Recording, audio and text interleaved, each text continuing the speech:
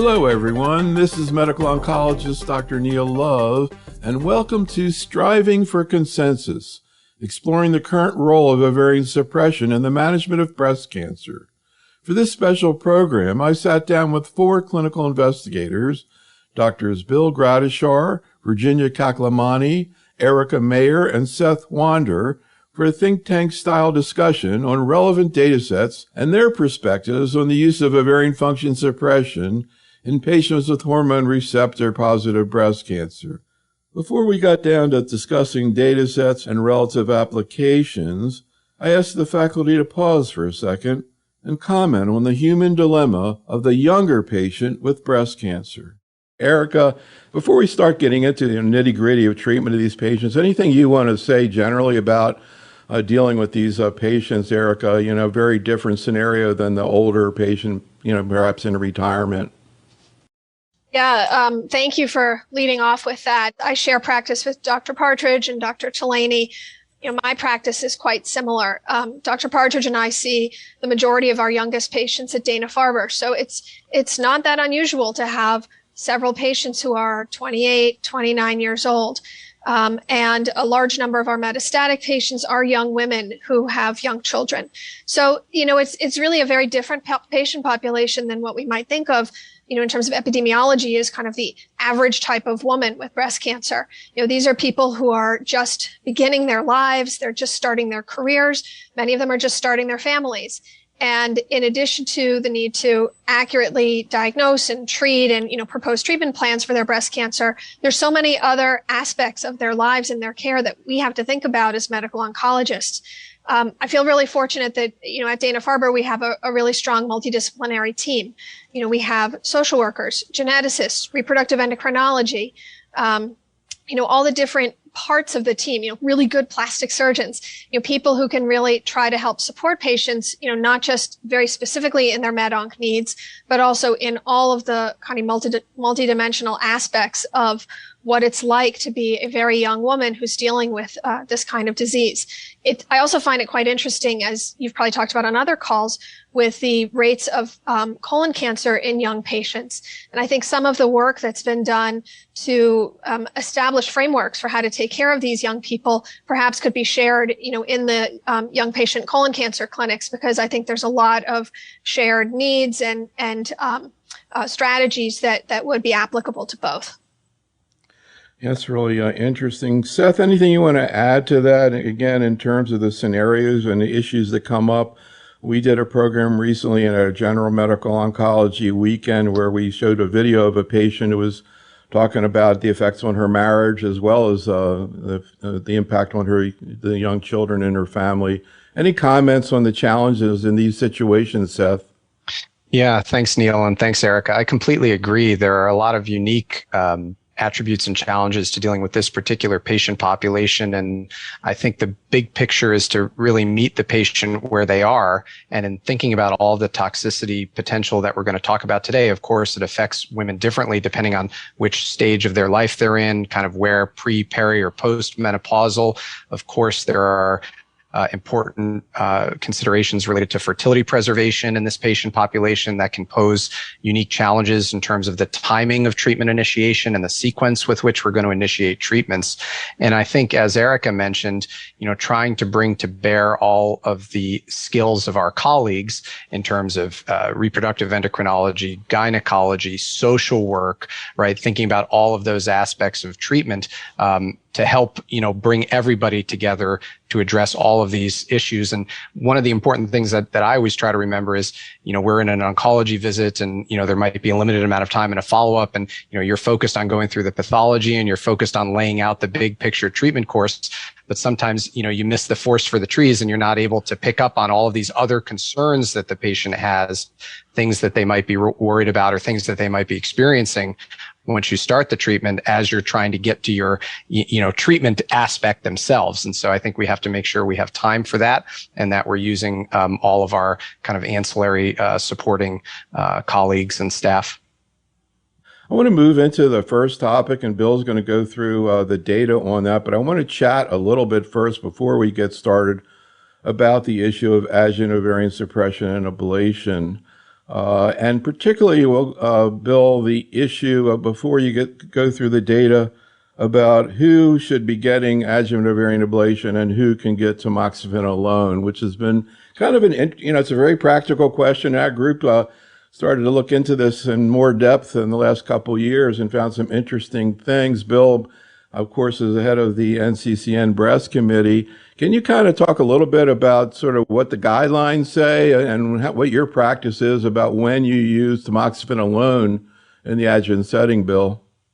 So I think the issue about making therapies, in a sense, more complicated to address the risk an individual patient may have is based on a variety of factors, and we'll talk about some of those. But certainly the age standing alone is one issue, but not by itself should that be dictating whether you get ovarian suppression or not. It takes into account, of course, the size of the tumor, the nodal status, other biologic features of the tumor. And when you sort of distill all that information and arrive at someone who you think is at an elevated risk, above and beyond just their age, that may be the individual where you think about adding ovarian suppression. If you have somebody with a very tiny millimeter-sized tumor that's, otherwise ER positive, I don't think, that's an extreme, but I wouldn't put somebody like that on ovarian suppression. They're not going to probably gain that much, but they will gain a significant amount of toxicity, as already pointed out by others. So, one of the things as we started to look into this, our way of doing a consensus is we asked a whole bunch of people who normally, people like on the NCCN committee, what they do in their practice outside a clinical trial. And sometimes some interesting things come up. I want to show you one thing, and I don't know that this is that clearly just defined, but, what we found when we started to ask people, when do you use tamoxifen alone? One of the things that we found that is not, I don't see it that strongly emphasized, but yet when you look at what people do is a big issue, which is genomic assay, particularly Oncotype. So globally, what they say is, first of all, under 30 or in that range, that may be a different story. Maybe, in that situation, the risk might, be enough to consider for a lot of patients. But beyond that, the story we heard was small node-negative tumors with a low recurrence score. And if you look at what people say they do, you see here we start out with a, 0.5 centimeter tumor that's node-negative. And even with an intermediate recurrence score, most people are still doing tamoxifen. We go to 1 centimeter, and you see a big difference based on what the recurrence score is.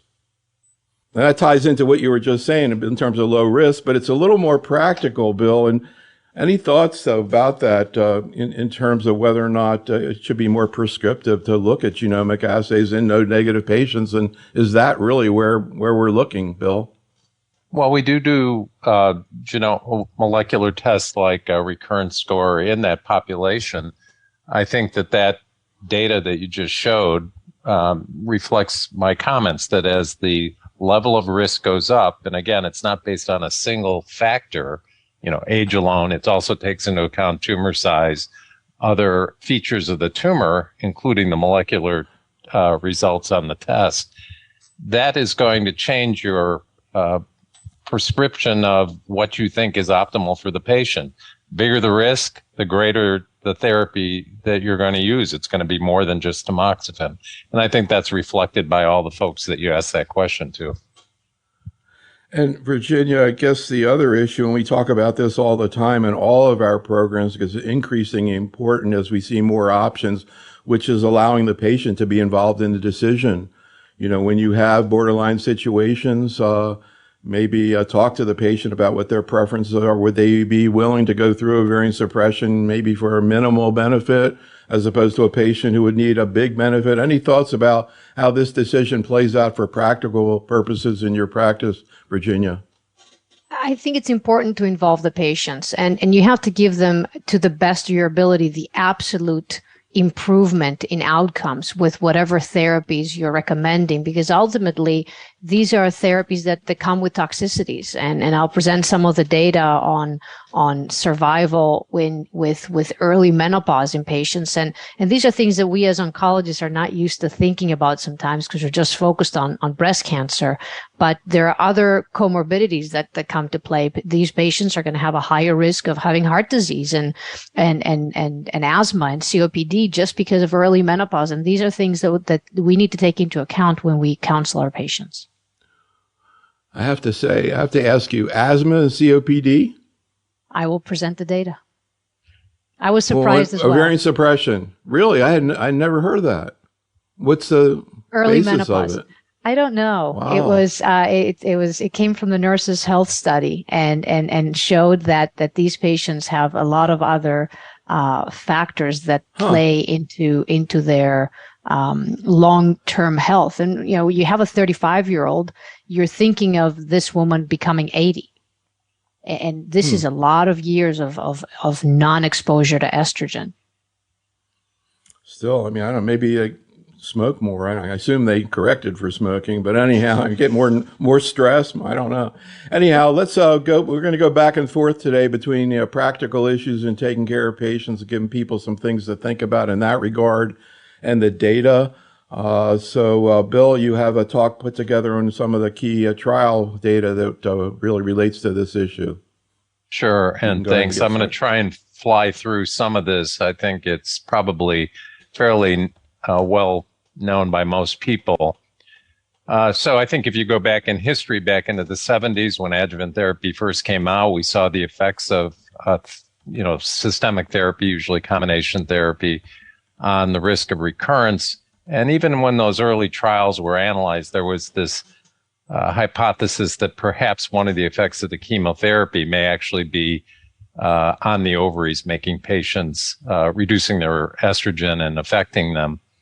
If you look at the data from those early trials and also included in the overview analysis shown here, you can see the impact of chemotherapy, particularly in ER-positive younger patients, where the risk reduction is notable. So again, it added more fuel to that notion that part of the effect of chemotherapy may be affecting the ovaries. And then, of course, we had much larger data sets that we've heard about for many years. This was just updated at ASCO a year ago, looking at the effect of ovarian suppression versus not in those who either didn't get chemotherapy or were still premenopausal after the completion of chemotherapy. And ovarian suppression clearly reduced the risk of recurrence. You could look at that effect whether patients were younger, in this case less than 45, or still viewed as menopausal but older in the 45 to 54 group. And again, the magnitude of benefit is somewhat greater in younger patients, but the effect is still seen regardless of the age of menopause.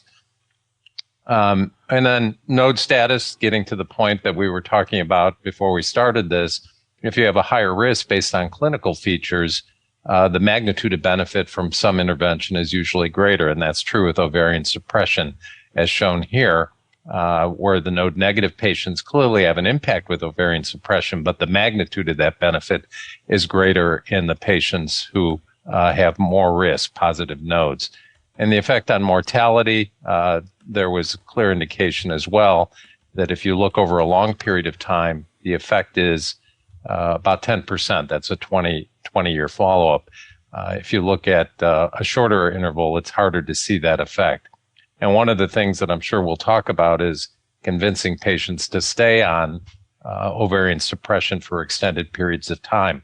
One of the issues that comes up is if you elect to do ovarian suppression, how long should it be administered for? There's been a number of different studies that have looked at this. We're just going to touch on a couple of them. This is the HOBO study in 1,000 premenopausal patients with hormone receptor positive disease who got endocrine therapy plus triptorelin, GnRH agonist, or the third arm with the same plus zoledronic acid.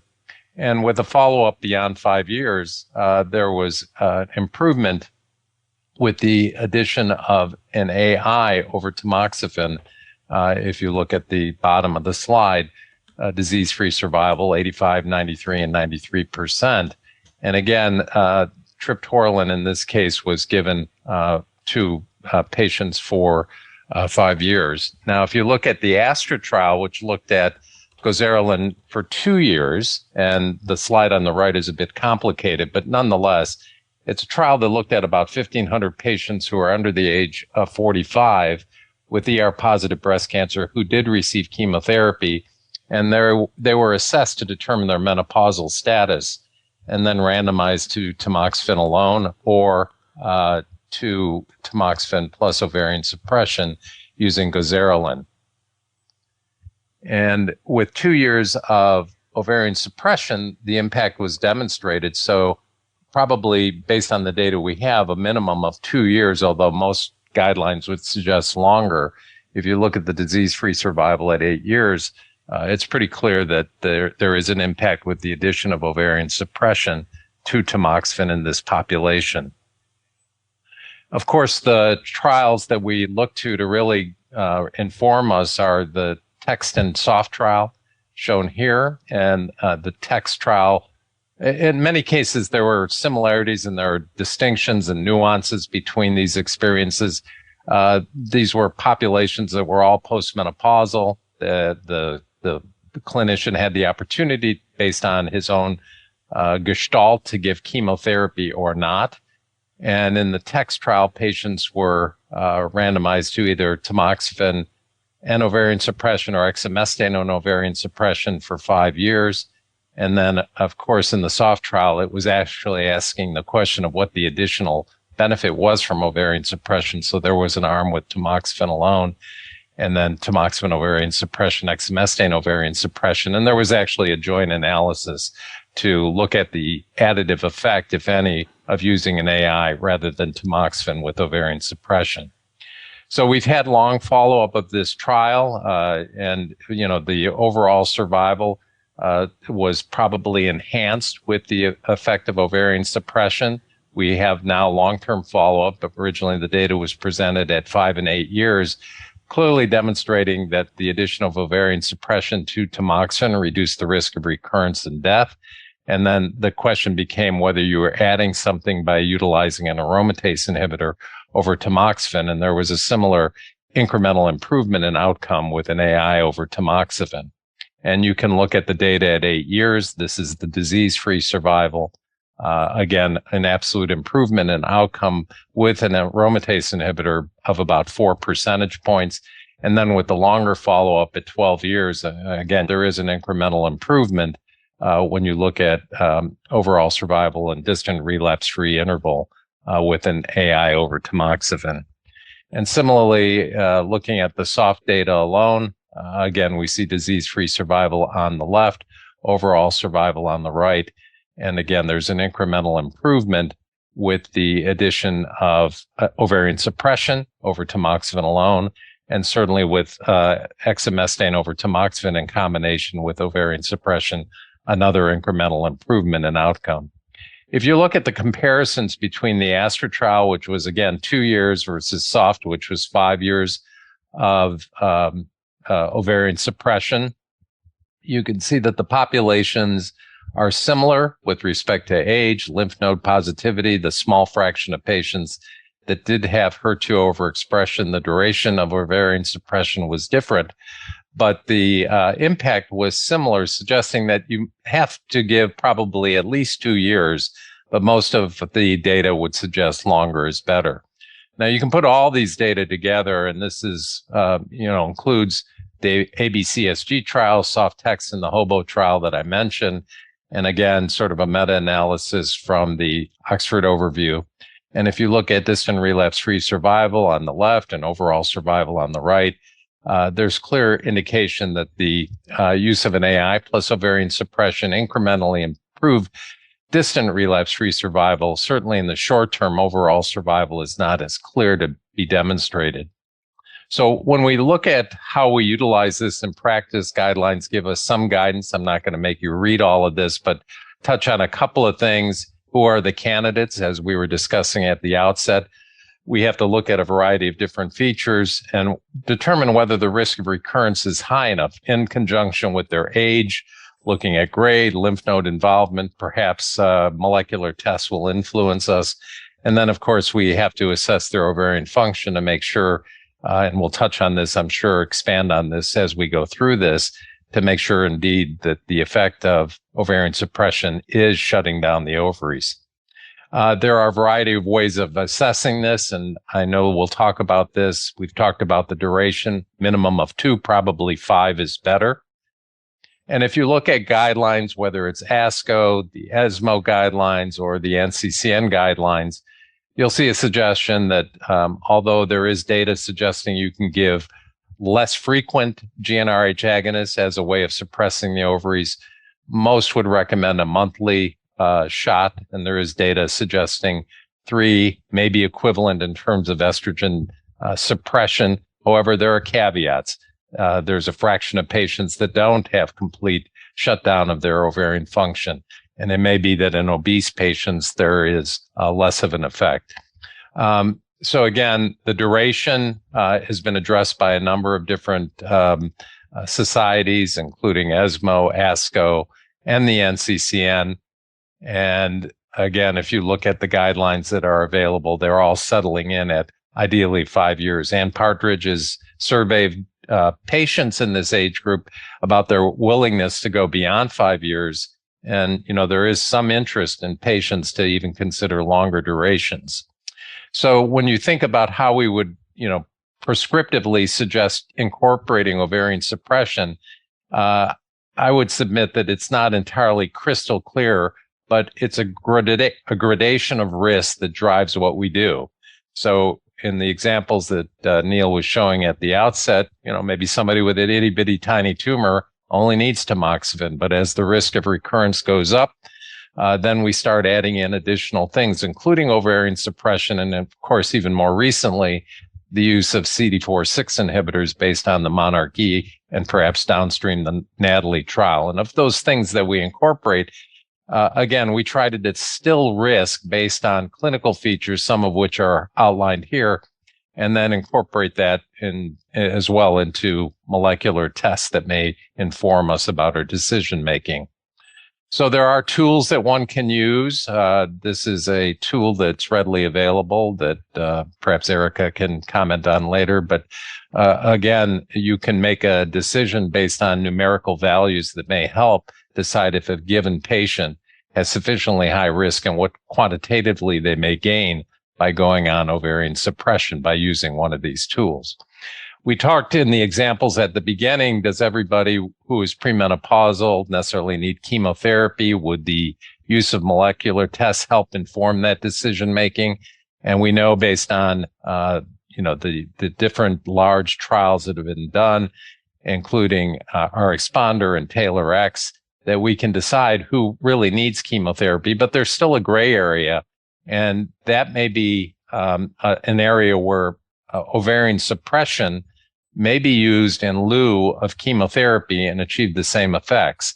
And of course, there are a number of trials that are looking at this. The one in the US that has really gotten our attention is the NRG trial looking at premenopausal women, where based on their clinical features and nodal status, as well as their oncotype result, they would be potentially eligible. And if so, randomized between chemotherapy plus ovarian suppression endocrine treatment or ovarian suppression and endocrine therapy alone. And this may clarify that issue of whether we can safely administer to a subset of patients who might otherwise be getting chemotherapy, endocrine therapy alone, achieving the same effect. Before you get to your cases, maybe we can just pick up on a couple things that came out as you were talking. First, I wanted to ask Erica if she could talk a little bit about the tool and also globally and what the factors are that you put in. And also, I'm really curious what the tool says as the risk goes down, Erica, in terms of absolute benefit.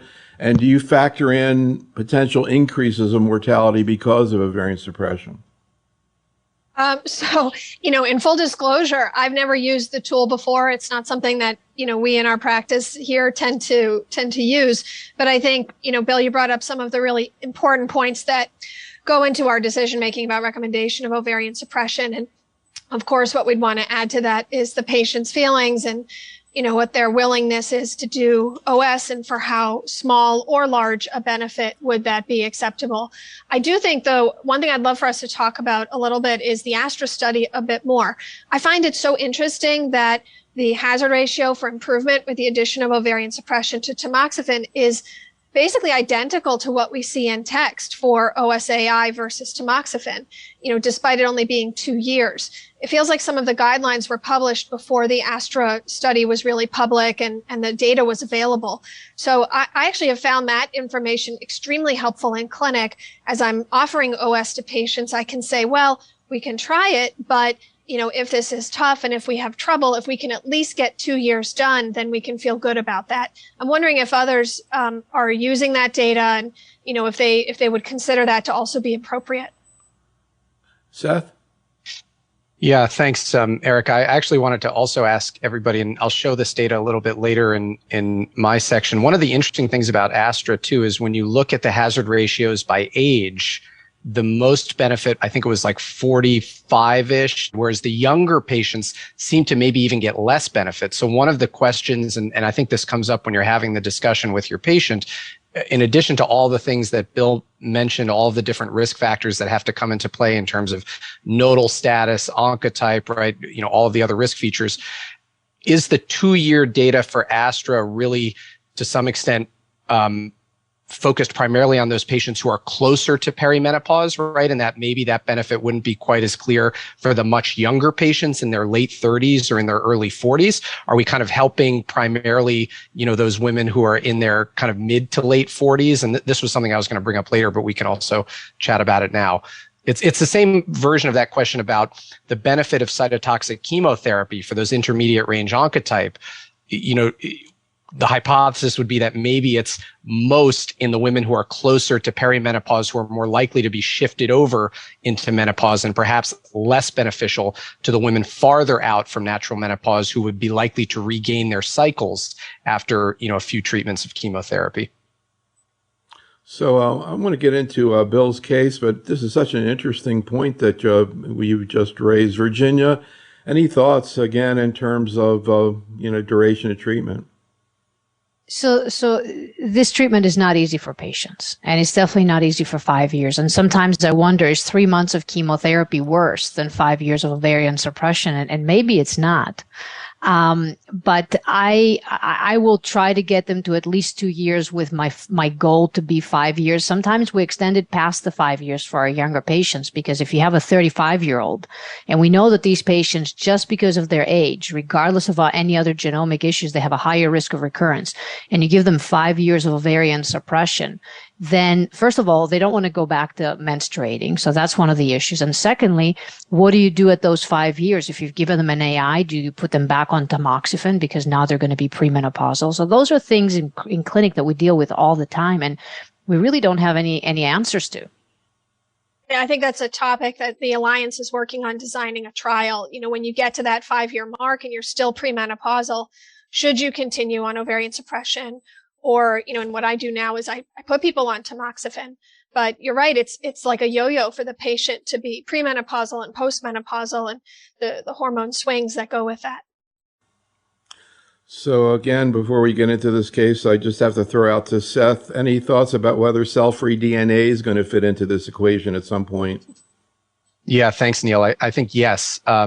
Certainly, we're going to add circulating tumor DNA and some of these MRD, assays as they continue to become more mature into the list of factors that Bill was alluding to in terms of measuring risk. And I think this will allow us, in a highly personalized way, to start to think about, who needs to go beyond 5 years? Who might benefit from continued ovarian suppression?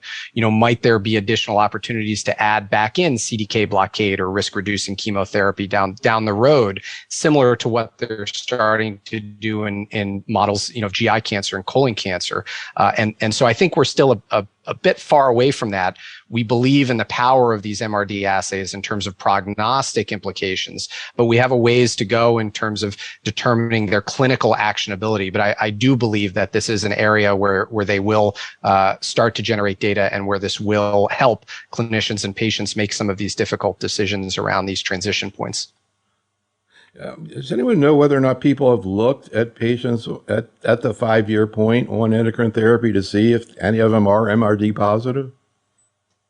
I mean, has that been looked at? I'm not sure that they've looked specifically at a cohort designed in this particular question, which is, I think, a really interesting question about some of these very young patients who might be on the fence of, going back into kind of pre or perimenopause after pulling off ovarian suppression. I think, we have very strong prognostic implications of these MRD assays across kind of early stage breast cancer patients in general. And I think it's an excellent question to look specifically at some of the intermediate or high risk, very young patients to determine kind of what interventions might be warranted. But I'm not familiar with that particular, focus group of patients. I'm more familiar with the global data regarding prognosis for these MRD assays. But I suspect that prognostic value would extend, very much into that patient population. And then you have some, obvious actionability questions that could be interrogated. Yeah, it seems kind of strange to have a positive MRD after 5 years, but I guess anything's possible. Bill, I was so happy when I saw this case here because this is one of the things I think needs a lot more discussion, which is endocrine therapy in the patient with HER2 positive disease. So what happened with this very young patient, 25 years old? Yeah, so when I met this patient, who I actually saw this week, she is a 20, well, she's older now, but at diagnosis, she was 25 years old. She's an attorney. It's always nice to walk in the room and the patient's there with her two, physician parents, and one of whom's an oncologist. So in any case, wow. She self-detected a breast mass. Her mother confirmed it. She underwent imaging. There was a 2-centimeter mass, no suspicious nodes. Again, the physical exam was consistent with what they had already observed. She got a core biopsy that was ER/PR and HER2 positive. Germline testing was negative. She elected to undergo bilateral nipple-sparing mastectomy, and she was found to have a 2.2 centimeter infiltrating duct carcinoma. One of the nodes was positive, and she was subsequently treated. This was a while back, several years back. With ACT chemo and concurrent trastuzumab pertuzumab. And then I left open the question of the endocrine approach in this patient. I know what she got, obviously, but if you wanted to discuss that. Yeah, so Virginia, maybe you can take a crack at it. So I guess this is like in the pre-neoadjuvant days? Correct. Yeah, this is, to be completely open, this is 10 years ago. So she is now 36, I think. Well, that's great that we have that follow-up. So, Virginia, how would you be thinking through a situation like this? And how do you think through adjuvant endocrine therapy in general in patients who are HER2 positive? So this is a subset of patients that we really need more data. We have data in the metastatic setting in combining anti-HER2 therapy with endocrine therapy, even CDK4/6 inhibition that seems very promising. But when you look at the adjuvant setting, these patients, even though they were included in some of these trials, they were not enough for us to have great information on. We also know that these tumors are driven mostly by HER2, but some may be also driven by ER. And I bet you if we did an intrinsic subset, an intrinsic analysis, the tumors that are luminal would likely benefit more from the endocrine therapy than the tumors that are HER2 enriched. But we don't have that data in the adjuvant setting. So this patient, I would talk to her about ovarian suppression, even though there's lack of data, mostly because of that positive lymph node. And I'd definitely try to put her on an aromatase inhibitor if she decided to go with ovarian suppression. She's too young. I don't think that ACT chemotherapy would put her into menopause. So, Erica, kind of curious again how you think through adjuvant therapy. Do you like the idea in general of if you're going to give chemo, probably you ought to be using ovarian ablation suppression also, in general? Yeah, ER positive, HER2 positive? Yeah, our as we know, our decision-making regarding recommendation for adjuvant chemotherapy has evolved over the past 10, 20 years. And the features that would lead us to recommend chemotherapy, be it a genomic risk score or, here are the high risk pathologic features, or anatomic features generally, are quite aligned with the features that would predict risk and that also tend to influence our desire to escalate adjuvant endocrine therapy. I would agree with Virginia. I would also be recommending the addition of ovarian suppression in this situation. I'm thinking though, whatever Bill did was great because here she is 10 years later and she's doing great. So we're thrilled with that. But if she presented today and, for a 2 centimeter HER2 positive, we'd probably be thinking about some sort of preoperative systemic therapy. Would her result at the time of surgery influence our decision making for endocrine? If she had a pathologic complete response, would we think about like some de-escalation of endocrine therapy or not? Personally, I might lean towards still recommending the same course, but my thresholds to make adjustments or to remove aspects of the endocrine plan might be different. But I think that nowadays we'd probably have a little bit more information here. So I guess one piece of information that might be interesting to ask Bill about is the patient's thoughts about future childbearing. Before he answers that, just mention, talking about this being 10 years ago, we just did a survey of investigators related to how they approach adjuvant treatment of HER2 positive disease. And we actually did a very similar study of investigators that we reported at San Antonio in 2019 as a poster in terms of what numbers they give to people and what they do in terms of the management of primary HER2 positive disease. And the interesting thing was the first survey, so we're going to try to put something together for San Antonio this year, kind of compare what we saw in 2018 to what we're seeing right now. But the interesting thing was we did the survey 1 month before the Catherine trial. And that was 2018. It seems like it was 20 years ago. So 5 years ago, people were not using neoadjuvant therapy. It's not that old, right? I mean, it seems like it's been around forever, but there it was, black and white. People were not really, it was just about to flip. And obviously the Catherine study is a lot of what happened. So Bill, curious what happened. Did she, 25 years old, what her social situation was, what her thoughts were about future childbearing and what actually happened? Well, I can divulge that she has 3 children now. So that tells you that twins account for 2 of the 3. So she was not, she was married but had no children at the time of diagnosis. She did get ovarian suppression during chemo, and then she started on tamoxifen because she was very eager to get pregnant afterwards, and that's when she had the twins. And then she subsequently went on ovarian suppression, tried that with an AI, did not tolerate it, and then went back to tamoxifen, got pregnant again, and then she's, done well since. She's on tamoxifen right now. What an incredible story. What was the sequence of events when you gave her the tamoxifen the 2, times? How long had she been on treatment? How long was she off before she attempted to get pregnant? She was able to conceive sort of without any additional support? Yeah, to the best of my recollection, she didn't need any fertility maneuvers to get pregnant. She was on tamoxifen for a couple of years, at which point she tried to get pregnant and was successful and, delivered, then went back on ovarian suppression. We tried an AI. She didn't tolerate it. She went back to tamoxifen, and then downstream she got pregnant again. And now is on tamoxifen alone.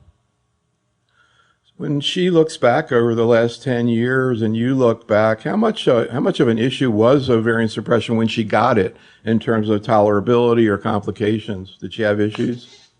Well, I think she felt menopausal. So in a very young woman, as we were discussing at the very beginning, those kind of issues can be very problematic.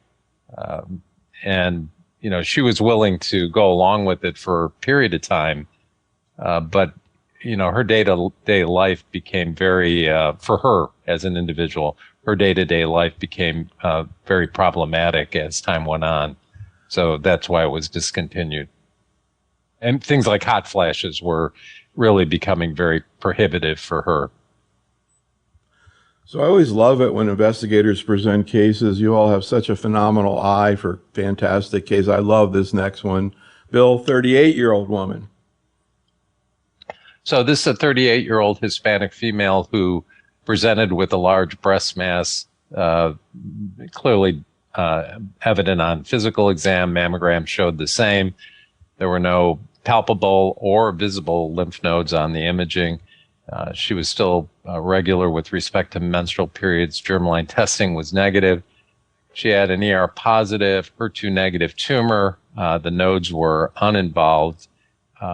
She had a skin sparing mastectomy, sentinel node biopsy with 5 nodes negative. And she received post-op ACT followed by chest wall radiation therapy and then started on tamoxifen. But this, again, we were doing this in a stepwise fashion and the question of ovarian suppression.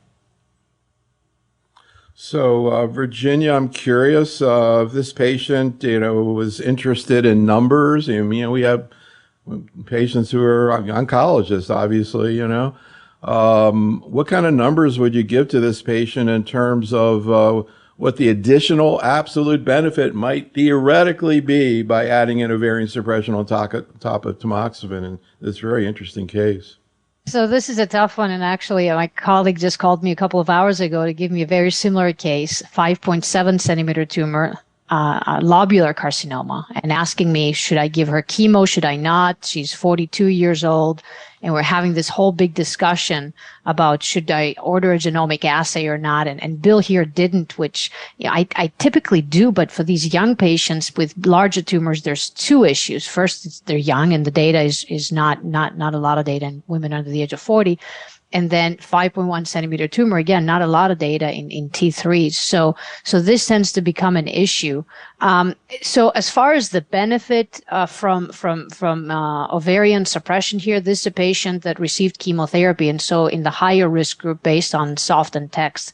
And so I probably give an absolute benefit of maybe 5% or so. So you mentioned also the other case of lobular. I had actually just written that down, Erica. We were contacted by an advocacy. I didn't know there was an advocacy group that focused on lobular cancer, and I talked to them, and it really made a lot of sense. They felt like nobody's studying our disease. They all tell us we have ER positive, HER2 negative disease, but we know it's different. So is it different, for example, in this situation, Erica? And do you I was thinking to myself, in order to kind of get separated out, they kind of need like a marker or some treatment that's unique to lobular, which I guess there really isn't at this point. But any thoughts about lobular, Erica? Yeah, I'm really grateful for the breast cancer advocates who, in particular, there's a few who are really such amazing leaders in trying to push the topic of lobular breast cancer. We of course enroll patients with lobular disease on trials, but we don't have trials specifically for lobular. So it's very hard to look at our existing research databases and say things with statistical strength and power about what our expectations are specifically for patients with lobular cancers. We do know that these are cancers that are very endocrine driven. And so they tend to be quite sensitive to endocrine therapy and less sensitive to chemotherapy. We also know that you can send genomic testing, that the tests are valid and that they work for lobular just the way they would work for or ductal or other subtypes. And so, when I am taking care of someone with lobular disease, I do think that genomic testing is very helpful, to really try to clarify if there is a reason to be considering chemotherapy or not. And if not, I do think these are situations when, in particular, I do like to lean into a more comprehensive endocrine plan, which may, in a younger patient, include ovarian suppression. So, Bill, what's the follow-up to your patient? And I don't know what the timing was in terms of her case, but what was your thinking in not getting a genomic assay? Yeah, so she did have a ductal carcinoma. We were seeing her as an opinion after the chemotherapy. So we're still negotiating with the ovarian suppression. She's on tamoxifen, tolerating it well. So we've talked to her about ovarian suppression as a possibility for further decreasing risk, but we haven't sealed the deal yet. Do you think even at this point, a genomic assay or an oncotype would be helpful, Bill? I mean, if she were lower risk, would you be more comfortable or sticking with tamoxifen? Yeah, it might help. I guess I don't want to find out that the chemotherapy shouldn't have been given. That would be a little bit of a problem, I think. Well, 5-centimeter tumor, though, maybe reasonable to think about it. All right, so we're going to move on to two specific areas where we've seen a lot of interesting data over the last few years, really having a big impact. And thinking about this woman now with 3 little children is really great.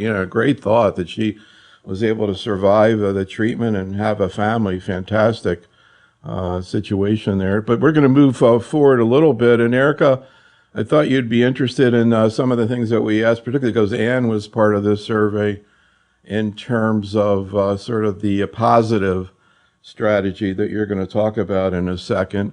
So we asked about a couple of situations. First, lower risk localized breast cancer, and whether or not people have had situations like that where they've stopped therapy and had the patient try to become pregnant. And I think with the positive data, pretty much everybody, and I think at this point, even in general practice, it's now a very common issue. But some of the specifics from the trial that Erica is going to talk about, and it was interesting to ask in terms of what people are actually doing. How long would they keep the patient on hormonal therapy before they would discontinue it? Most people are saying a couple of years. Some Camille Javari, 5 years. Interesting, Kathy Miller proceeding to pregnancy with delayed hormonal therapy in a couple of patients. An interesting thought. And then how long would you feel comfortable in this situation? Again, low risk, remaining off hormonal therapy, and everybody says 2 years. I guess also it'd be curious to know what the pregnancy rate was. Pretty high, I guess, in the positive trial. So Erica, so far, so good? Yeah, that looks great. Okay, well, here's where it gets interesting. Multiple positive nodes. I was kind of surprised. I mean, I guess the issue comes down to, again, I guess informed decision-making to the patient about the possibility of having metastatic disease in a pregnancy and a new child in that situation. Very difficult, but in general, people say they would consider it. I guess, bring it up to the patient as a possibility. Similar thought. Sarah says she'd wait 3 or 4 years. Interesting thought also. And then, again, a couple years off as well. I'll come back to Seth. I was kind of surprised people would. On the other hand, I guess it's the patient's decision, but any thoughts about the positive strategy in people with high-risk disease?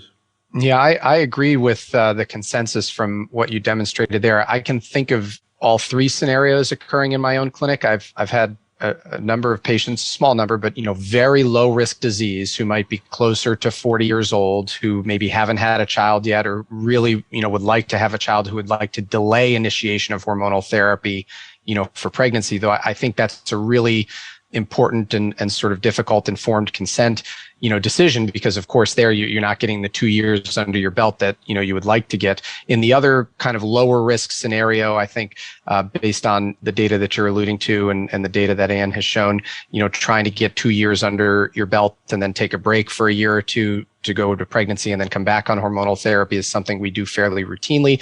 I think the last scenario you showed is the most difficult, where you have the higher risk patient who maybe has multiple positive lymph nodes. And again, this is a patient-centered decision-making, risk versus benefit, thinking about how much treatment you can get, on board. Ideally, the closer you can get to the 5 years in that scenario, I think would be better.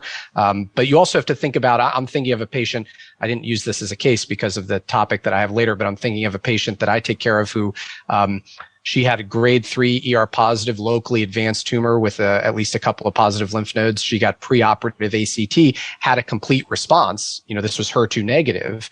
She's young. She has 1 child. They had already had banked eggs previously and are thinking strongly about taking a break for pregnancy. She's going to do her 2 years on ovarian suppression, AI, and abemaciclib based on monarchE. And then the question becomes, after the 2 years, now with the CDK inhibitor, additional risk reduction, how do we feel in this patient who fits the high risk profile, but who had a path CR. So that, I don't want to derail the conversation, but I think that fits in, really specifically to that last scenario that you were just alluding to. So Virginia, part of the issue, an important part of the issue here, obviously, is the health of the patient. But to me, another issue is, the future life of the child. I mean, I don't know if you've had patients who attempted and conceived while having metastatic disease. But any thoughts about, this situation and I guess the scenario of, a person being born who's going to go through the death of their parent, not that different than the idea of somebody, an older person who wants to have a child in a way. Any thoughts, Virginia?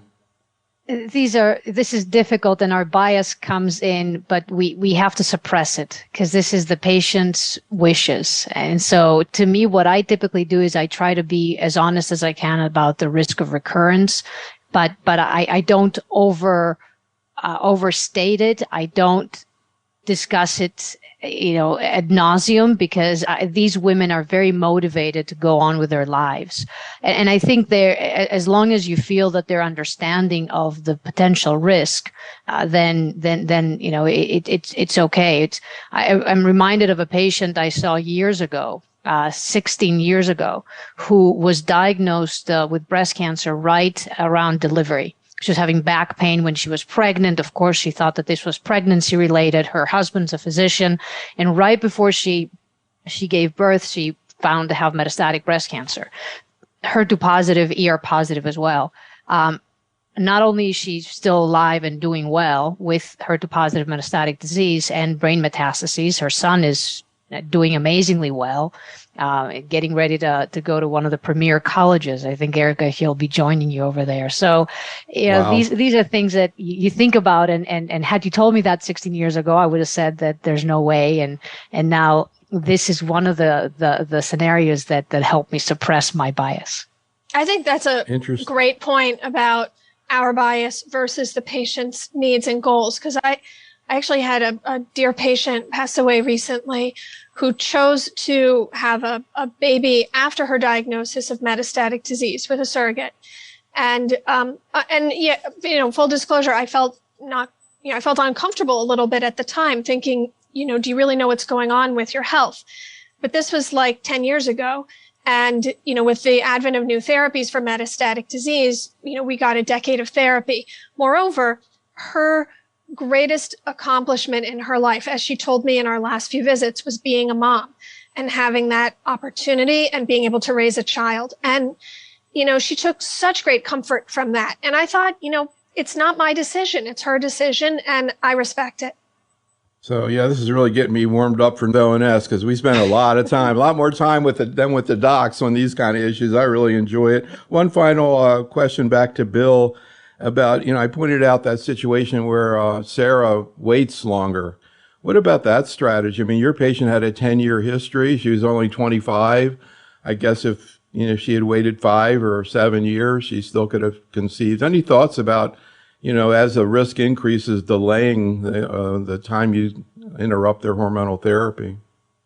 So if the question is, would we in a higher risk patient push them to delay the getting pregnant or trying to get pregnant? Mm-hmm. Yeah, I think, the more, as Seth was saying, as we approach what we view as the optimal duration of endocrine therapy, I think our level of comfort with getting or encouraging someone to go forward with a pregnancy, goes up. We just feel more comfortable with it. And for a lot of all the reasons that Virginia and Erica were talking about, we want to make sure the patient is as much out of the woods, so to speak, as we can be, and recognizing that in ER-positive disease, you can get late recurrences, but still, the farther down the road you are, the better. All right, well, let's go back and take a look at some data. Erica put together a great presentation here looking at ovarian suppression to preserve function and also to allow pregnancy. Super. Thanks so much. So I was going to talk about 3 topics. the risk of infertility when we give cytotoxic chemotherapy, the role of ovarian suppression during chemo to help maintain fertility, and as we've been discussing, the safety of pregnancy after a breast cancer diagnosis. So one of my dear colleagues, Phil Porvu, had a very nice publication a few years ago really summarizing risks of treatment-related amenorrhea with our common breast cancer treatments. There's a couple trends that are important in this slide. First of all, we can see that the rates of amenorrhea at either 1 year on top or 2 years on the bottom are variable based on the regimen that a patient may receive. And in general, the longer duration regimens, such as ACT or TCHP, are more likely to lead to temporary or permanent amenorrhea. On the flip side, a lighter regimen like TH with weekly paclitaxel is minimally likely to cause amenorrhea, only about 10% at 1 year out, so very minimal impact. And these rates also vary based on a woman's age. For our youngest patients who are 30 and less, the rates of permanent amenorrhea tend to be quite low. Although as women enter their 30s and up to age 40 in this analysis, the rates increase. So when we're thinking in that first step, what is the risk of infertility with chemotherapy for an individual patient? We want to be thinking about what is the proposed chemotherapy regimen and also their age and how that impacts her risk. This is similar data from a different cohort. This is 1,600 women, and we can look at early, late, or very late, as shown by the colors in the bar graph. And I think what's very interesting here is you can see in the women less than 40, the vast majority will recover menstrual function either early or late, but we do see pretty good rates of recovery. But there's a hinge point here at age 40, and patients who are older than 40, very few are regaining menstrual function. And so when we're thinking about what our risks are for individual patients, we can think about the sort of 35 to 40 years old is really where that hinge point begins. And so, this is so important for our patients because many women are delaying pregnancy in our modern times, including many of our friends and family and colleagues. And a breast cancer diagnosis, particularly in one's 30s, can really impact fertility and family planning. It's so important for us to discuss this with our patients in their very first visits. We've done surveys through the Young Women's Breast Cancer Study, asking patients about their thoughts about fertility. And we learned that about a third of patients, at the time they're diagnosed with breast cancer, these are women less than 40, they want to have more children. And at least half the patients who walk through the door are concerned about risks of infertility. And, if we don't ask, we may not actually hear these risks from patients. So it's very important that this is part of the initial conversations. And I think something that has become a very much part of our routine practice is a referral to reproductive endocrinology for patients who are interested in fertility preservation. And I think many cancer centers around the country have this kind of baked into the way that they see the youngest patients. We've had guidelines from ASCO that were initially published almost 20 years ago, and they've been updated a few times with recommendations on fertility preservation. And this goes in several steps. Assessing the risk for infertility, communicating that to a patient, talking with the patient about fertility preservation options, and then referring patients. And we can see that the modalities that we can use for fertility preservation have evolved over time, including things that must be done by reproductive endocrinology, such as embryo or egg preservation. There's some very cutting edge work going on now looking at removal of ovarian tissue itself and preserving that. And then most recently in 2018, we have the advent of ovarian suppression. So this is a tool that we as medical oncologists can do ourselves in clinic with our patients. So why does this work? So temporarily providing ovarian suppression with a GnRH agonist will reduce ovulation. It's basically allowing the ovaries to sleep during the treatment. It's possible this may reduce apoptosis. It may increase germ cells. But we do know from a variety of studies that this is an effective tool to use to help maintain fertility. Importantly, though, this doesn't replace cryopreservation. So for a patient who is highly motivated for fertility preservation, we certainly can do this. It's very easy for us to do in clinic, but this doesn't mean we shouldn't also be referring them for reproductive endocrinology consultation. There have been a variety of studies that have prospectively evaluated the role of concurrent GnRH agonists during chemotherapy versus not. Some of the largest include the PROMISE-Gem6 study. That's an Italian study led by Matteo Lambertini, and the POEM study that was led by Hallie Moore. And in these studies, the GnRH agonist used could be either triptorelin or goserelin. In my clinic, I use Leuprolide. And in general, though, what's important is that it's supposed to be started before you start the chemotherapy. It takes a little time for these drugs to kick in. And so in these trials, the start time was at least a week or even 2 weeks before the initiation of chemotherapy. That's ideal. Sometimes it doesn't work out that way, but that's what is recommended.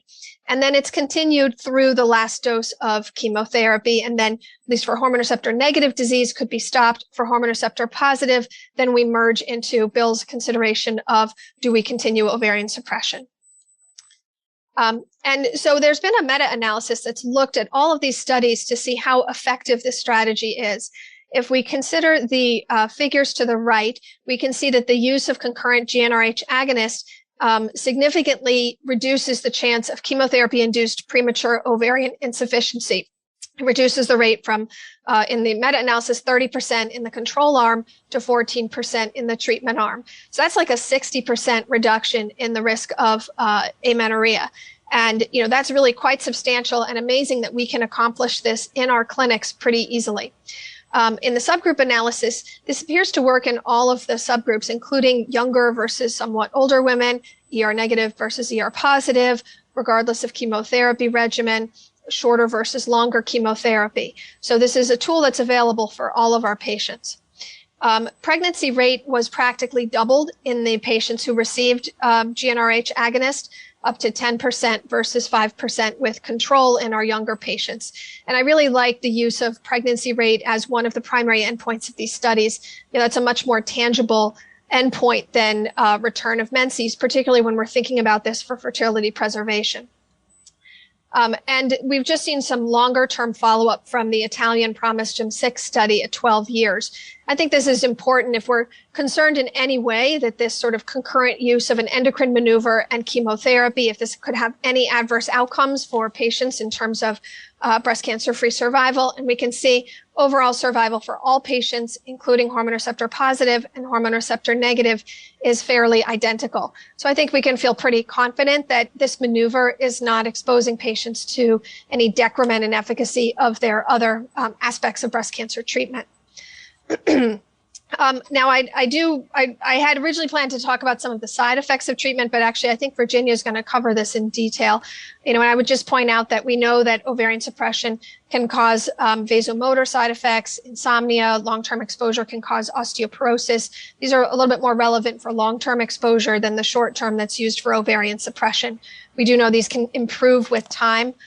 For patients who are on these therapies long-term, both in terms of specific PRO reports of toxicities as well as global quality of life. And then this brings us to another important topic, which we were discussing, and I love how our first case really leads into this. But the question we all face in clinic, is it safe to get pregnant after a breast cancer diagnosis? And, it's interesting that so many of our questions in medical oncology, we answer through very elegant randomized clinical trials. But this is a really important question that you cannot answer through a randomized trial. We cannot randomize our patients to pregnancy versus not. But we do have the benefit of decades of publication of cohort studies looking at patients who chose to get pregnant and comparing them to carefully selected controls to try to determine if there's any apparent adverse outcome from choosing to get pregnant. As you look across these studies, I think it's interesting to see the first one was from 30 years ago. And this was a small study, just 23 patients. And the most recent study from 2022, almost 1,000 patients. So over time, we are getting better and better at studying and trying to answer this question. But reassuringly, what we see from this is that there is no signal that in these patients who chose to get pregnant, that they're having an adverse outcome compared to those who did not. And the very interesting observation that comes out of this is that for the hormone receptor negative patients on the right, it's almost as if there's a protective effect of pregnancy. Those patients actually have a significantly improved outcome compared to those who didn't.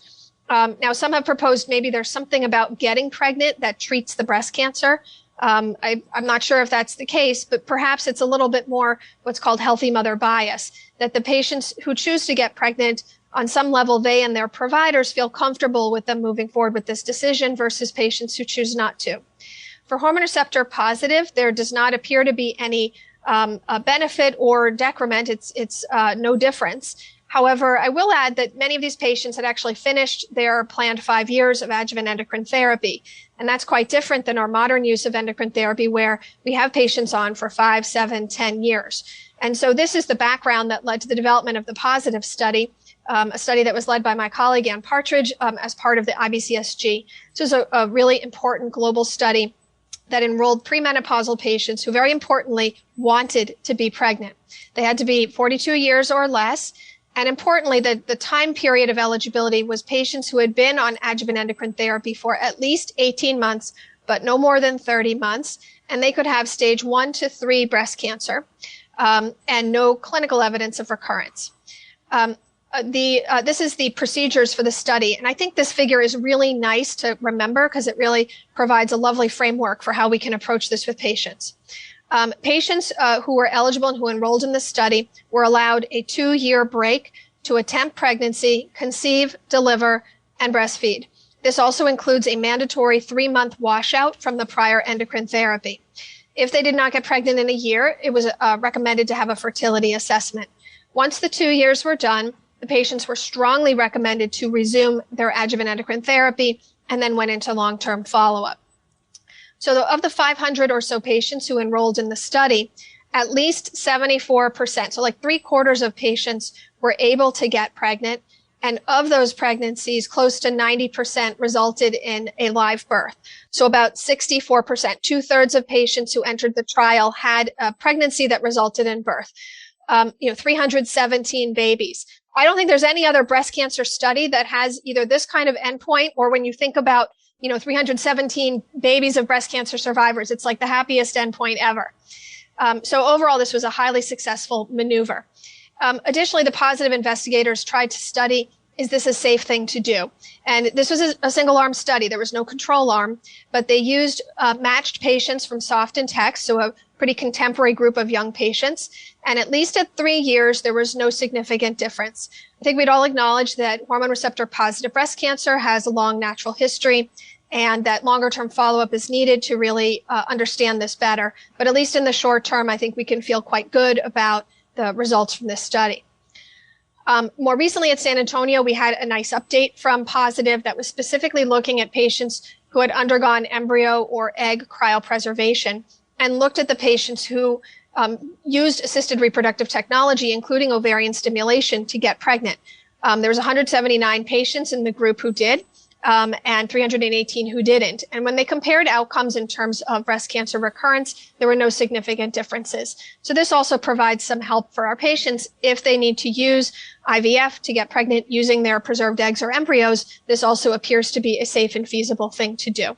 So I think we're going to expect to see much more coming out of Positive, looking at all the nooks and crannies of the study, but really one of the most remarkable studies that we've had in breast cancer in the past few years. I just wanted to pick up on the issue. Seth, we did a great session together. We went through a lot of the endocrine biology of breast cancer, which was very informative to me. I'm still thinking about it. But I am curious, too, what your thoughts are on the endocrinology of pregnancy, Seth, and how that fits into your vision of breast cancer biology, recurrence risk, et cetera.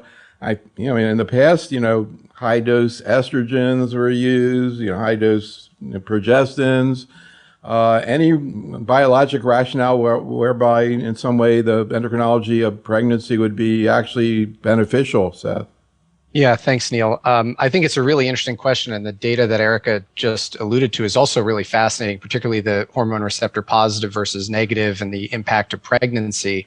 I think you're right in the sense that there may be some selection bias as to kind of who those patients are that go on to get pregnant, particularly in the ER negative group.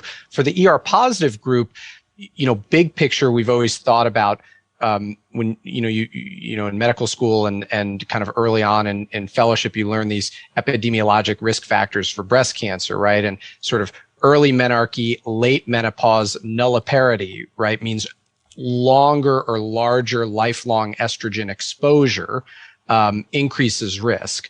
And obviously, the more pregnancies you have, the more time you're pregnant, the lower the estrogen state, for most of that pregnancy. So perhaps it's similar from a biologic perspective to kind of estrogen deprivation. If you've had multiple pregnancies, for most of those pregnancies after the first, number of weeks, that becomes a low estrogen state. I think the kind of more nuanced and interesting question is at the level of sort of molecular biology or signal transduction, what's happening to those microscopic cancer cells, right, during pregnancy? Is it simply that, like ovarian suppression or like aromatase inhibitor, you're taking away total body estrogen and you're depriving those cells of the signal that they need?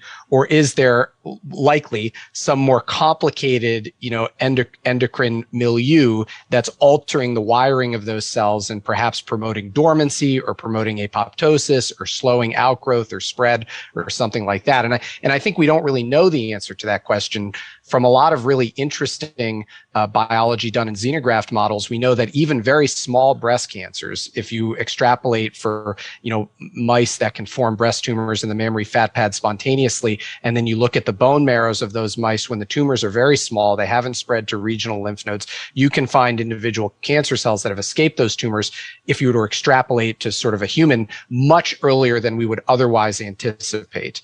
And what allows those tumor cells to spread, what allows them to survive, first probably in the bone marrow and then go on to someplace else, and how something like pregnancy or some of the other, maneuvers we're talking about impact that, I think is still a really open question in terms of the relevant biology. But it is interesting, and I think it starts with an understanding of total estrogen lifetime exposure, and then eventually it needs to get to the point of understanding what's happening within the cellular machinery, both during, before, and after pregnancy.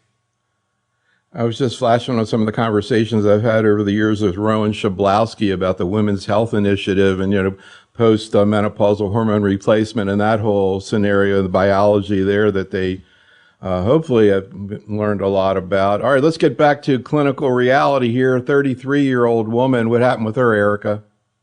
So this was a woman I met pretty recently, 33 years old. She presented to her gynecologist with a right breast mass, which was 4 centimeters on imaging. She had at least 2 abnormal axillary nodes.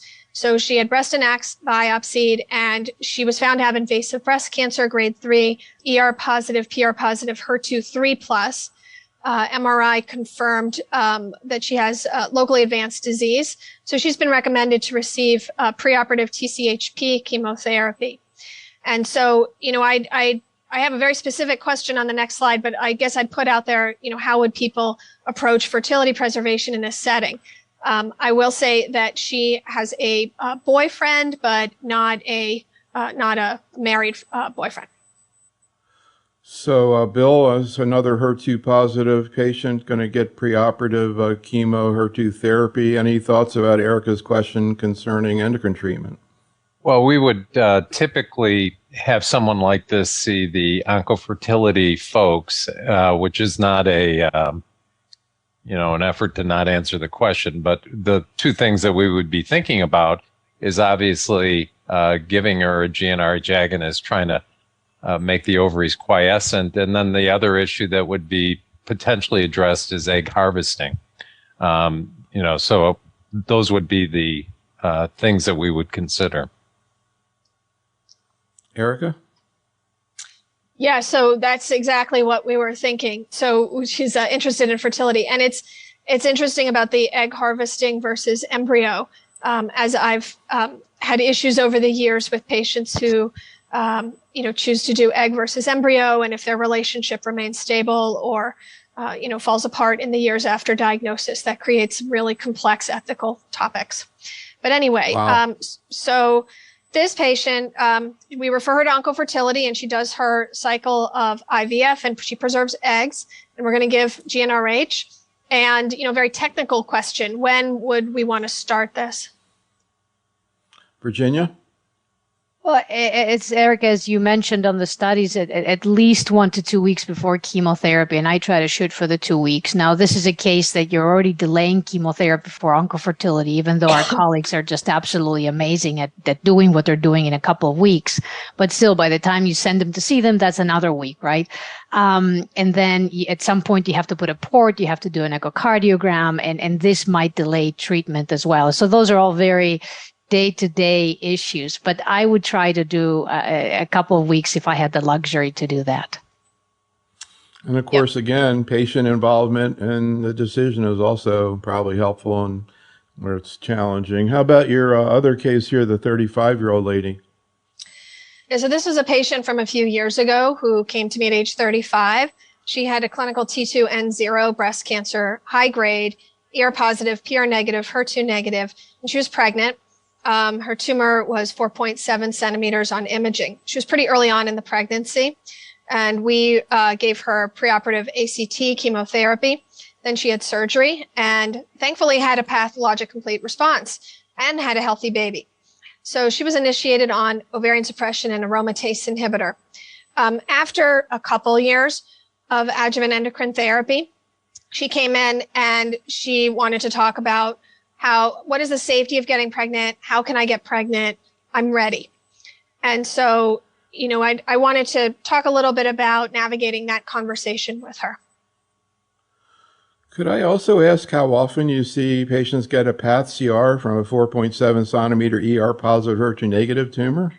Not often, but this is that, high grade luminal B type of ER positive breast cancer. This was surprising and a happy surprise, but not the typical thing we would see with a luminal A ER positive breast cancer. So Seth, any thoughts about the questions here?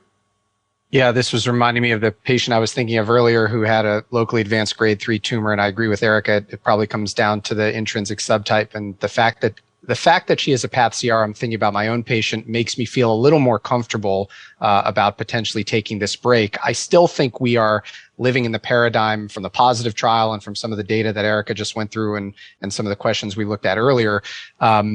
Remind me, Erica, how long has this patient now been on? 2 years. Okay, so I would feel a little more comfortable now that she's kind of 2 years in. We have data from the positive trial. She had a path CR, thinking about taking the break. But again, it's still a patient-centric decision. It's still really important to have these discussions about understanding risk versus benefit, understanding the fact that recurrence risk could theoretically be higher, particularly for patients with higher risk disease. Though here you had a patient without positive lymph nodes who had a complete response to chemotherapy who got 2 years under her belt. So for those reasons, I think I would feel fairly comfortable if she understood all of the caveats that we've been discussing today, thinking about taking the break for 1 to 2 years and then trying to come back on and finish the 5, maybe even up to 7+ years of treatment. Yeah, and then another feature here is because she presented when she was pregnant, she did not have the opportunity to bank eggs or embryos. So now she's 37 and, time is ticking and she's well aware that her eggs are getting older. So she's been putting pressure on me that, I'm worried. I don't want to wait until I'm 40 years old to be pregnant. And, I think sometimes that knowing if you have those kind of young eggs preserved colors a little bit patients' ability to kind of wait versus feeling like they want to move forward with things. So Erica, with that in mind, if it had been a year, if it wasn't 2 years, how would you feel about it? I feel like as we are data-driven providers, I have to, sort of look to the data that guides us. And I think we saw that in the survey of our colleagues that, 2 years tends to be the number that most people feel pretty comfortable with. Mm-hmm. That being said, as we know, patients are going to do what they're going to do. And sometimes people will try to get pregnant sooner. But, an important thing is that, when they're trying to get pregnant, and if they do it outside of our recommendations, we have to at least make sure that they're doing the appropriate washouts. And so in advising her, for this patient, at 2 years, I'm going to be saying it's okay to get pregnant, but, I really think we have to make it very clear that they need a 3-month washout on their therapy. And, with ovarian suppression, you need at least 3 months, if not longer, to see, resumption of ovarian function, depending on how long people have been on it. But I think for those patients who want to accelerate the timeline, they at least need to make sure that they're following the washout guidelines. I've found in my own experience that it's been really helpful to begin these conversations very early. I'm thinking of the last few patients that I've run into this with, and we've begun discussions about even thinking about trials of fertility, shortly after the initial diagnosis and maybe completing chemotherapy. Obviously, the egg banking point comes up immediately, but I find that sort of drawing this discussion out over a prolonged period of time helps the patient and the partner, start with the family planning and work with the reproductive endocrinologist if they've already banked eggs and things like that. And it's a lot less stressful if you're looking way down the road, like 6, 12, 18 plus months, saying, okay, this is the date that we're thinking about taking the break. And it's not kind of a last minute thing. And it sounds like in this case, you had the patient had the opportunity to plan ahead, knowing what she was interested in doing. We're going to move on in a second, but I just want to finish out this section. If you maybe could just paint a little bit more of a picture of this woman so we can get a better feel for what her values were, how important it was for her to get pregnant, maybe what her occupation was, kind of what the picture was. Yeah, I mean, this woman is, she's really delightful. She works at the Boston Museum of Science as a science educator. And so she loves her job and she loves teaching kids. And, and she got pregnant, her first pregnancy at age 35, which, in our world of professional women is not that old, but in the world of gynecology, OBGYN, it's a little old. And so, being well aware of the fact that she was already starting with a later pregnancy and then time's ticking, I think was part of why, she was not, I wouldn't say putting pressure on, but, really wanted to talk about this, extensively. But, I think Seth's point about bringing this up early and having multiple conversations is good. And sometimes you just don't have time in your regular visit. So you have another visit just to talk about this topic because it's really important for people. And I don't want to have someone feel like they're shortchanged and not really taking the time to listen. So I wonder with this woman's scientific background, did she actually go through the literature? Was she familiar with the numbers? Did she have a good feel for what the deal was? One of the wonderful things about practicing in Boston is we are surrounded by universities and biotechs. So patients routinely bring in the numbers and the papers and everything, which I love. And so, so she had looked at a lot of the papers herself and, we read the positive paper together in clinic. Wow. Cool. Like it. All right. Tolerability, toxicity.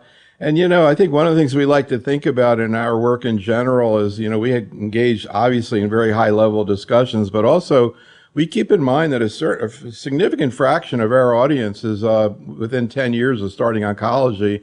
And in fact, we get a lot of use by fellows. So keep them in mind, with these issues that maybe an experienced oncologist has a lot of experience with, but a fellow might not.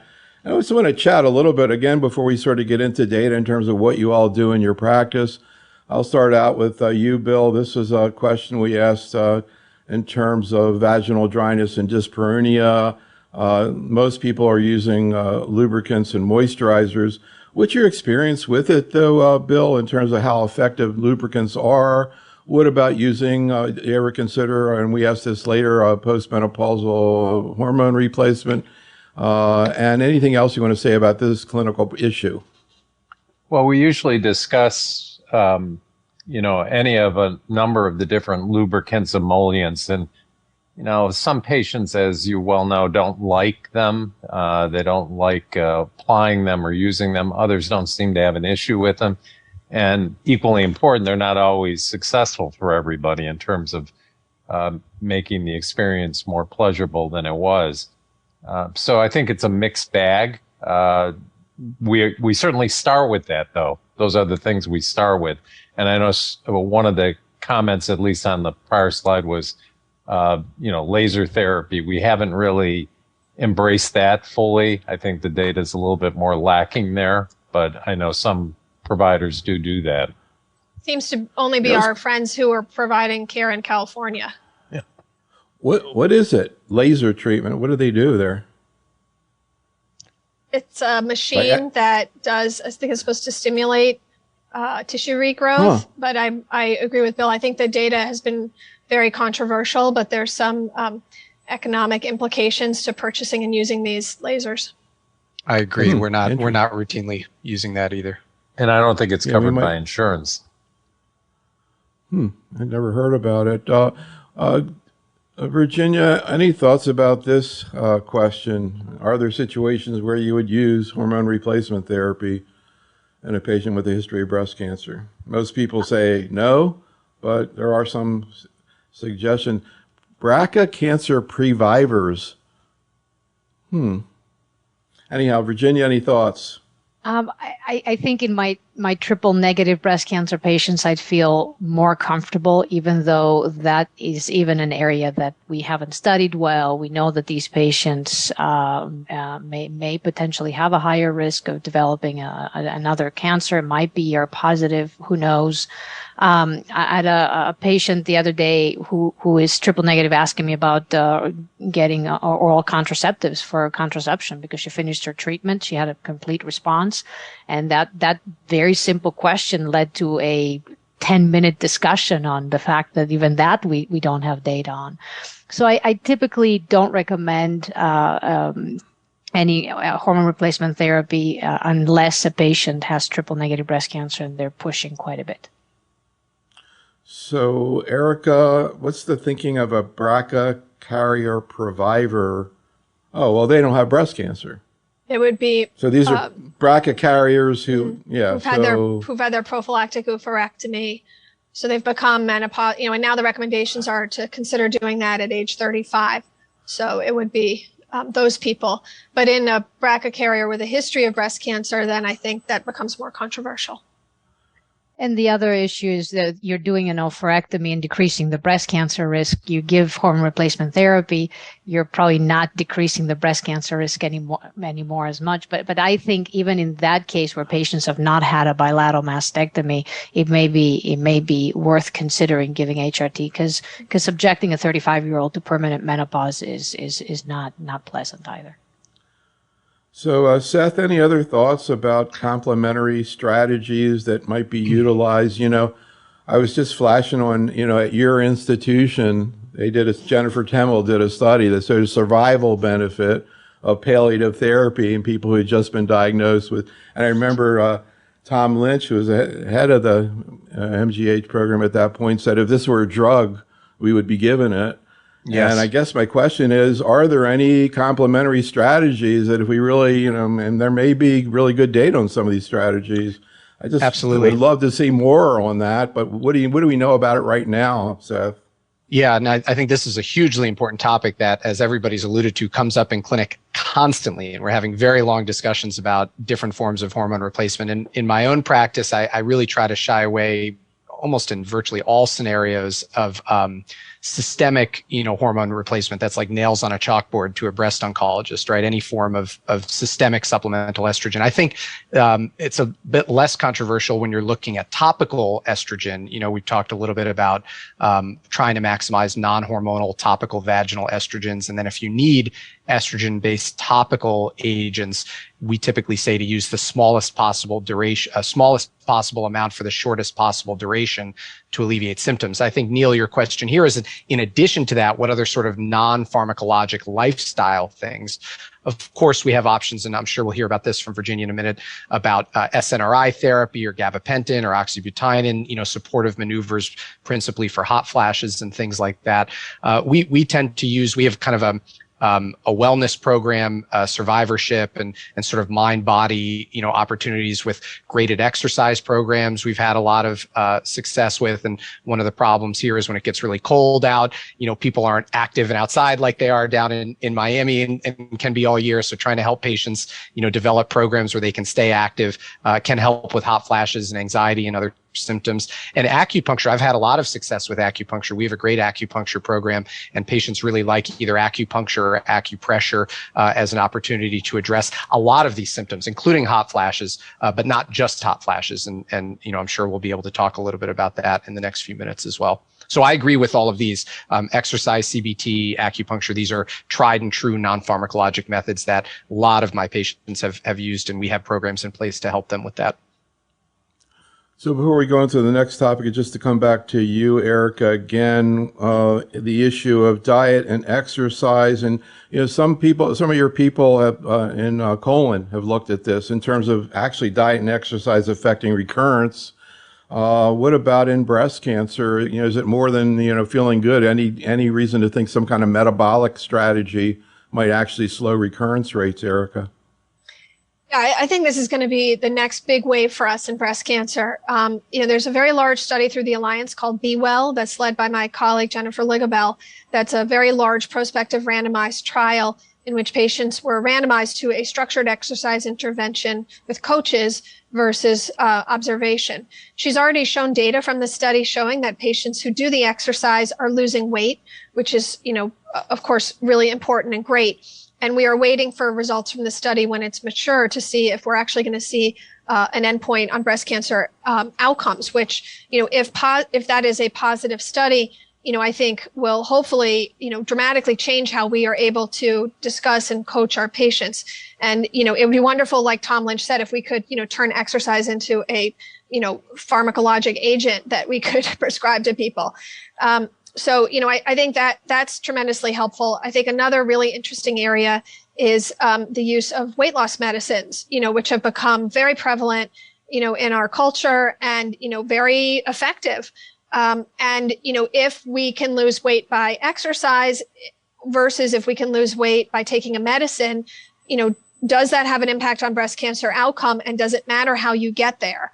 If you do exercise and you create the hormonal milieu that happens after exercise, is that crucial, or is it just about weight loss? So, I think in the next 10 years, we're going to see a lot of really interesting work that's going to be delving into both of those topics. All right, so we're going to pick up now, and Virginia is going to cover some of the data looking at tolerability toxicity.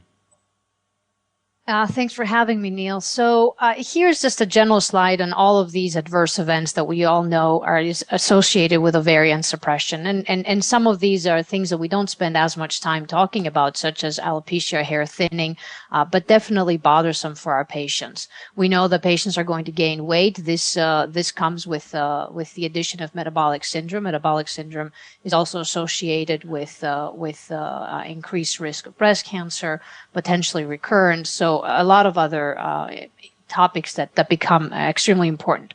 Ocular toxicity. A lot of our patients are complaining about that, and sending them to an ophthalmologist may not really solve all of their problems. So these are things that we address in clinic every day, or we try to address in clinic every day. So there's a couple ways of looking at this. One is the short-term, and the other one is the long-term toxicity. So this is some data from the OPTION trial that looked at GnRH in patients receiving chemotherapy. And so these are the short-term toxicities associated with chemotherapy and ovarian suppression. And as you can see, as expected, there's an increased risk of hot flashes. There's also an increased risk of joint pains. And that is comparing the chemo arm to the chemo plus goserelin arm. So this is above what chemotherapy would do. And then also some headaches, mood swings that the patients are going to have, and several of the gynecologic symptoms that we've already discussed today, including loss of interest in sex. So from this text and soft trial, Erica mentioned some of these, but I summarized these in these tables of the different arms and what the toxicities were. And when we look at hot flashes, for example, there's an increase in hot flashes by adding ovarian suppression to either tamoxifen or exemestane. When we look at insomnia, again, it gets worse compared to just tamoxifen single agent. Musculoskeletal issues, osteoporosis, significantly higher, especially if we add exemestane and not tamoxifen to our ovarian suppression. What was interesting to me, and probably suggesting we're doing a poor job grading this, is decreased libido, where there didn't seem to be any difference between tamoxifen, OFS and tamoxifen, and OFS and exemestane. And I think we all know in clinic that that's probably not true. And then as far as rates of discontinuation, which, as we all know, if you don't take a drug, it's not going to work, there were differences between the different arms, especially if you're adding exemestane to ovarian suppression. The endocrine therapy discontinuation rate was higher. And then as far as the discontinuation rate of GnRH, around 20% of patients discontinued ovarian suppression on the SOFT trial. So looking at now data in individuals that are not breast cancer patients and what the effect of an oophorectomy is. And this is from a population-based study. And as you can see in this cohort, women that were under the age of 45 that had an oophorectomy had an increase in many conditions, including mortality, compared to patients that were 46 to 49 and went through the exact same procedure. And so the next table, which is extremely complicated, but I'll try to guide you all through, looked at specific conditions.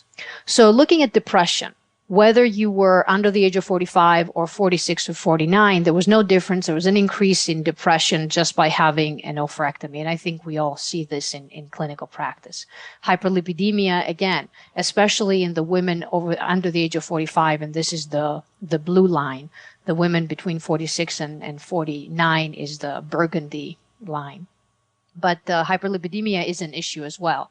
Coronary artery disease, especially in the younger women, it didn't seem to be an issue in the women between 46 and 49, but in the younger patients that are going through menopause early, that was an increased risk. Congestive heart failure as well, arthritis here, and Neil, your question about asthma and COPD, you can see those there that are increased, especially in the women under the age of 45 that become postmenopausal because of an oophorectomy.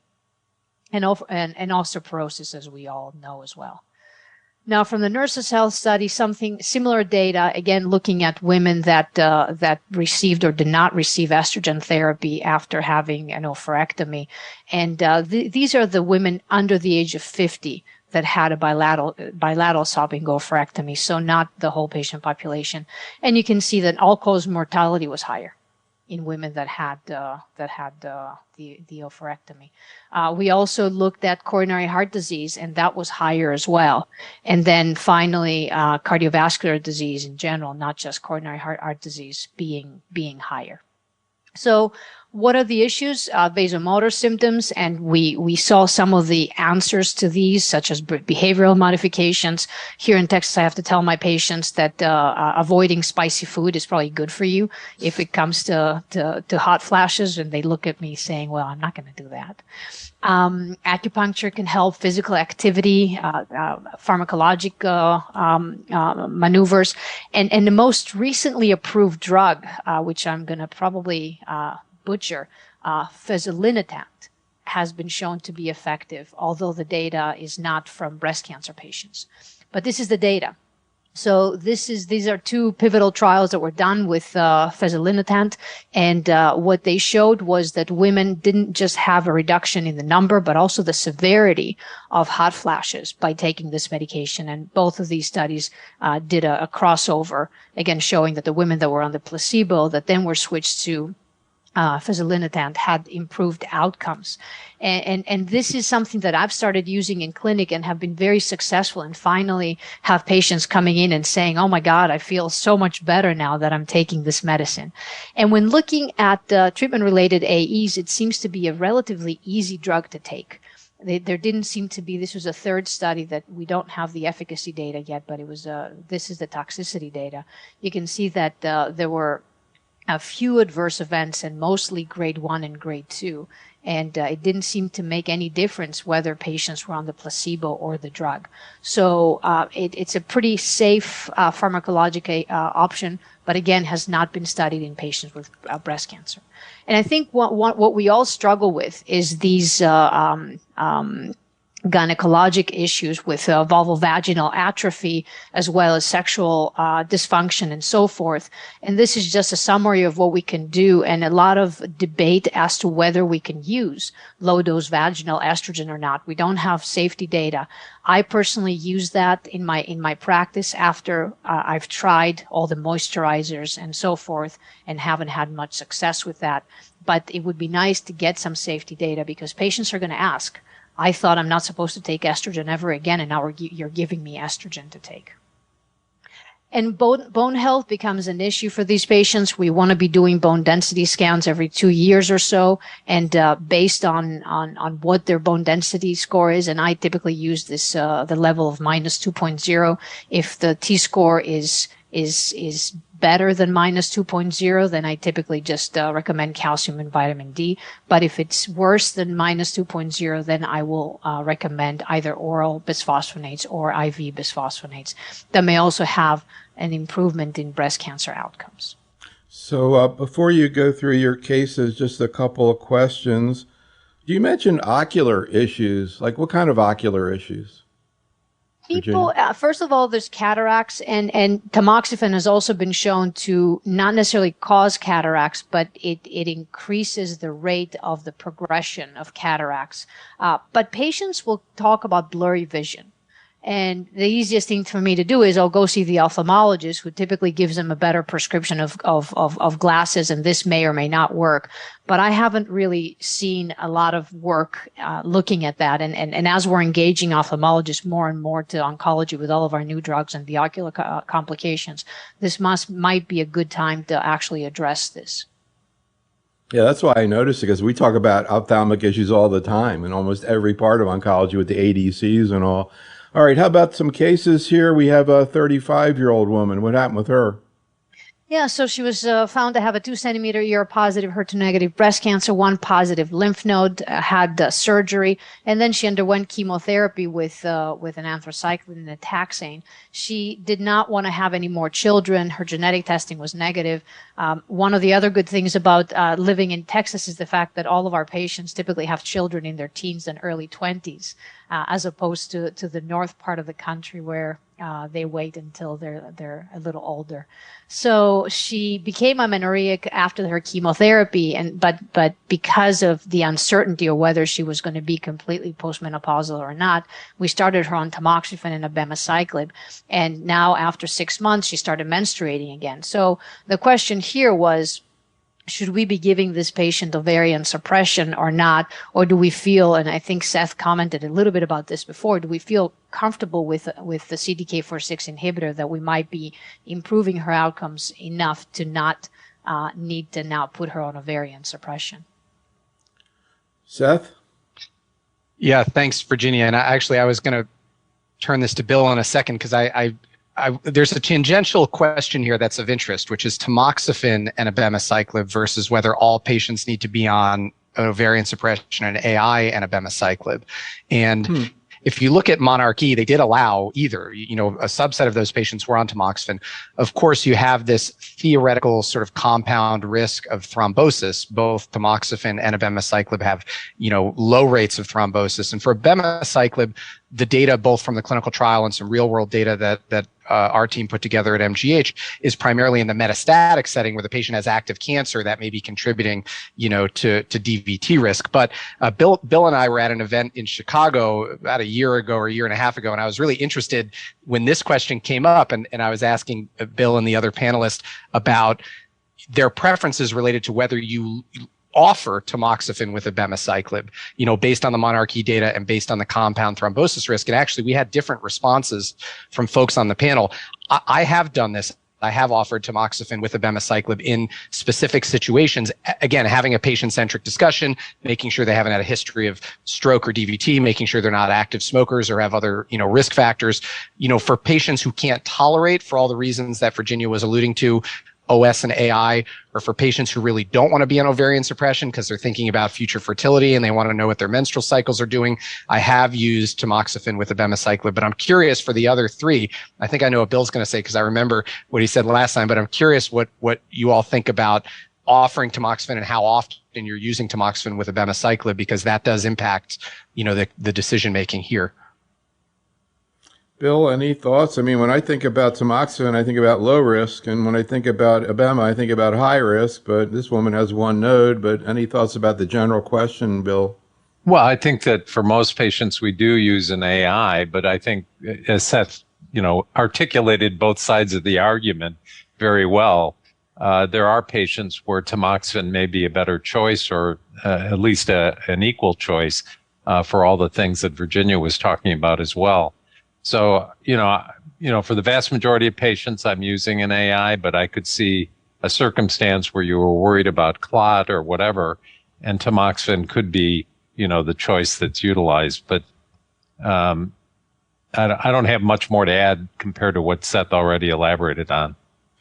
How about your second case, this 48-year-old lady?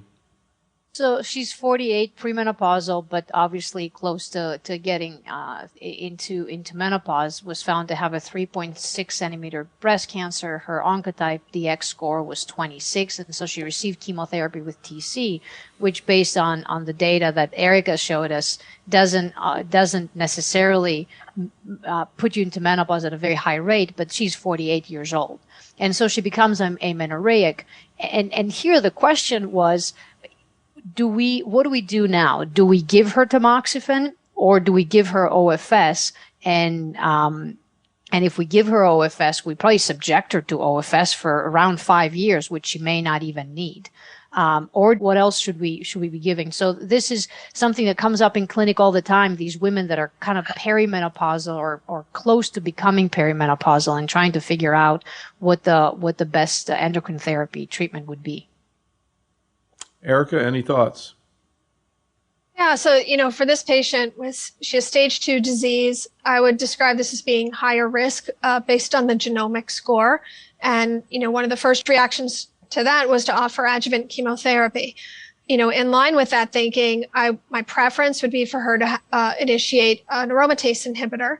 And I think there's 2 paths you can go down. One would be start AI and just give a GnRH agonist to just make sure that she stays amenorrheic, or give her an AI and monitor. And that's actually something that I tend to do. Is I will just check labs every 6 weeks to begin, and then I space it out. I'm looking for estradiol levels. And, exactly as Virginia said, to get TC at age 48, she's probably in permanent amenorrhea. But I would like at least a couple of years of close monitoring before I would feel more confident about that. So, Virginia, what's the follow-up to this case, and also the follow-up to your 35-year-old woman who started menstruating? So the 35-year-old woman, I talked to her about ovarian suppression, and she agreed to do that. And so I gave her OFS and switched her to an aromatase inhibitor. I will typically give an AI if I give OFS too, because if we're going to get the benefit of OFS, we might as well also get the benefit of the AI. This patient, what I typically do, I don't check estrogen levels as frequently as Erica does. So I put them on tamoxifen initially, and then check estradiol levels at 6 months. If they're postmenopausal, then I'll check them at a year. And if they're again postmenopausal, I'll switch them then from tamoxifen to the AI. If I see that the levels are not postmenopausal, then at whatever time point it is, I will give them OFS and then give them the AI then. So we're going to move on, and Seth is going to present some additional data. But again, I just wanted to kind of start out with some discussion clinically. Seth, can you talk a little bit about this question of, and this kind of relates to the 2 cases that Virginia just, presented, not just with the assays, but how you do the assays, how you interpret them, and what is AMH? Right. I think they're referring to antimalarian hormone, which we don't typically use. We'll show this in a couple of slides here, but in terms of monitoring menopausal status, we have to think a little bit about where we are in terms of patient age, whether they just got chemotherapy, what medications they're on, because that can impact some of the levels here. To Erica's point, if I have a patient who's in her late 40s, perimenopausal or early 50s, and we just gave chemo, even if it was relatively light chemo, I would also use the same approach. And think about, just monitoring clinical status if there's any spotting or menstrual bleeding, and then check FSH. We usually do FSH, LH, and estradiol at some interval, somewhere between 6 and 12 weeks, depending on, again, the patient's symptoms and where they're at. And it looks like most of the folks here agree that they're at least checking estradiol as the key readout, because ultimately that's the most important thing, right? Regardless of where the FSH and the LH are, and they can be in transition as a patient's moving from perimenopause into menopause. What the practical thing that matters is what the estradiol level is, because that's the thing that's going to impact the function of your aromatase inhibitor, tamoxifen, et cetera. So another practical issue that I guess Seth was going to comment on, but again, and I think actually Erica talked about this, Virginia, is in patients who want to maintain fertility, where you're going to use a GnRH analog when you start it. Do you start at the same time of chemo? I think we talked about it a little bit earlier, or do you start it prior to? What's your usual practice, Virginia?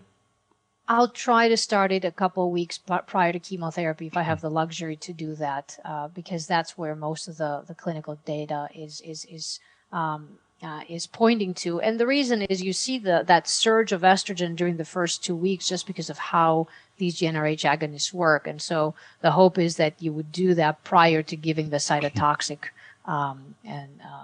therapy. Okay, let's move on, and we'll have Seth present his talk on some additional practical issues. Well, thanks, Neil, and I really appreciate the invitation. I've learned so much from everybody today, so these are all really tough acts to follow here with the last talk, but my pleasure to wrap up today with kind of other practical considerations. We'll talk about 4 things, and a couple things I'll move through quickly because we saw data on a couple of these topics earlier. We'll just circle back and touch upon defining and assessing menopausal status in patients with breast cancer. We'll talk a little bit about the optimal timing of ovarian suppression and how that relates to the state of the disease, the patient's age, as well as fertility interests. We'll talk about duration of ovarian suppression treatment, and then we'll talk a little bit about long and short-acting GnRH formulations, and I'll have a couple of cases kind of spread throughout the talk here today. So let's start with just defining and assessing menopausal status. So we've heard a little bit today about some of the relevant endocrine pathways. And if you look at the NCCN guidelines, they're fairly straightforward, and they make intuitive sense as to some of the things we're dealing with in clinical practice.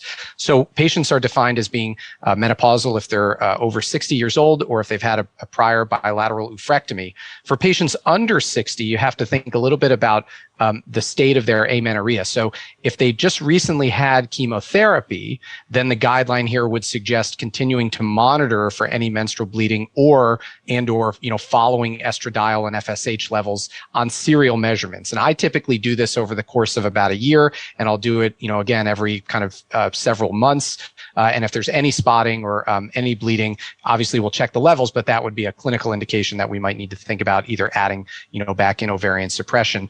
You have to be careful interpreting these labs for patients that have received some of these medications, particularly anybody who's received any recent ovarian suppression, anybody who's received recent chemotherapy, because we can have a rebound in those numbers over time. So it doesn't mean you can't monitor it. It just means that you have to be aware of sort of what factors might be influencing the numbers, at least in the short term, after, diagnosis or after initial treatment.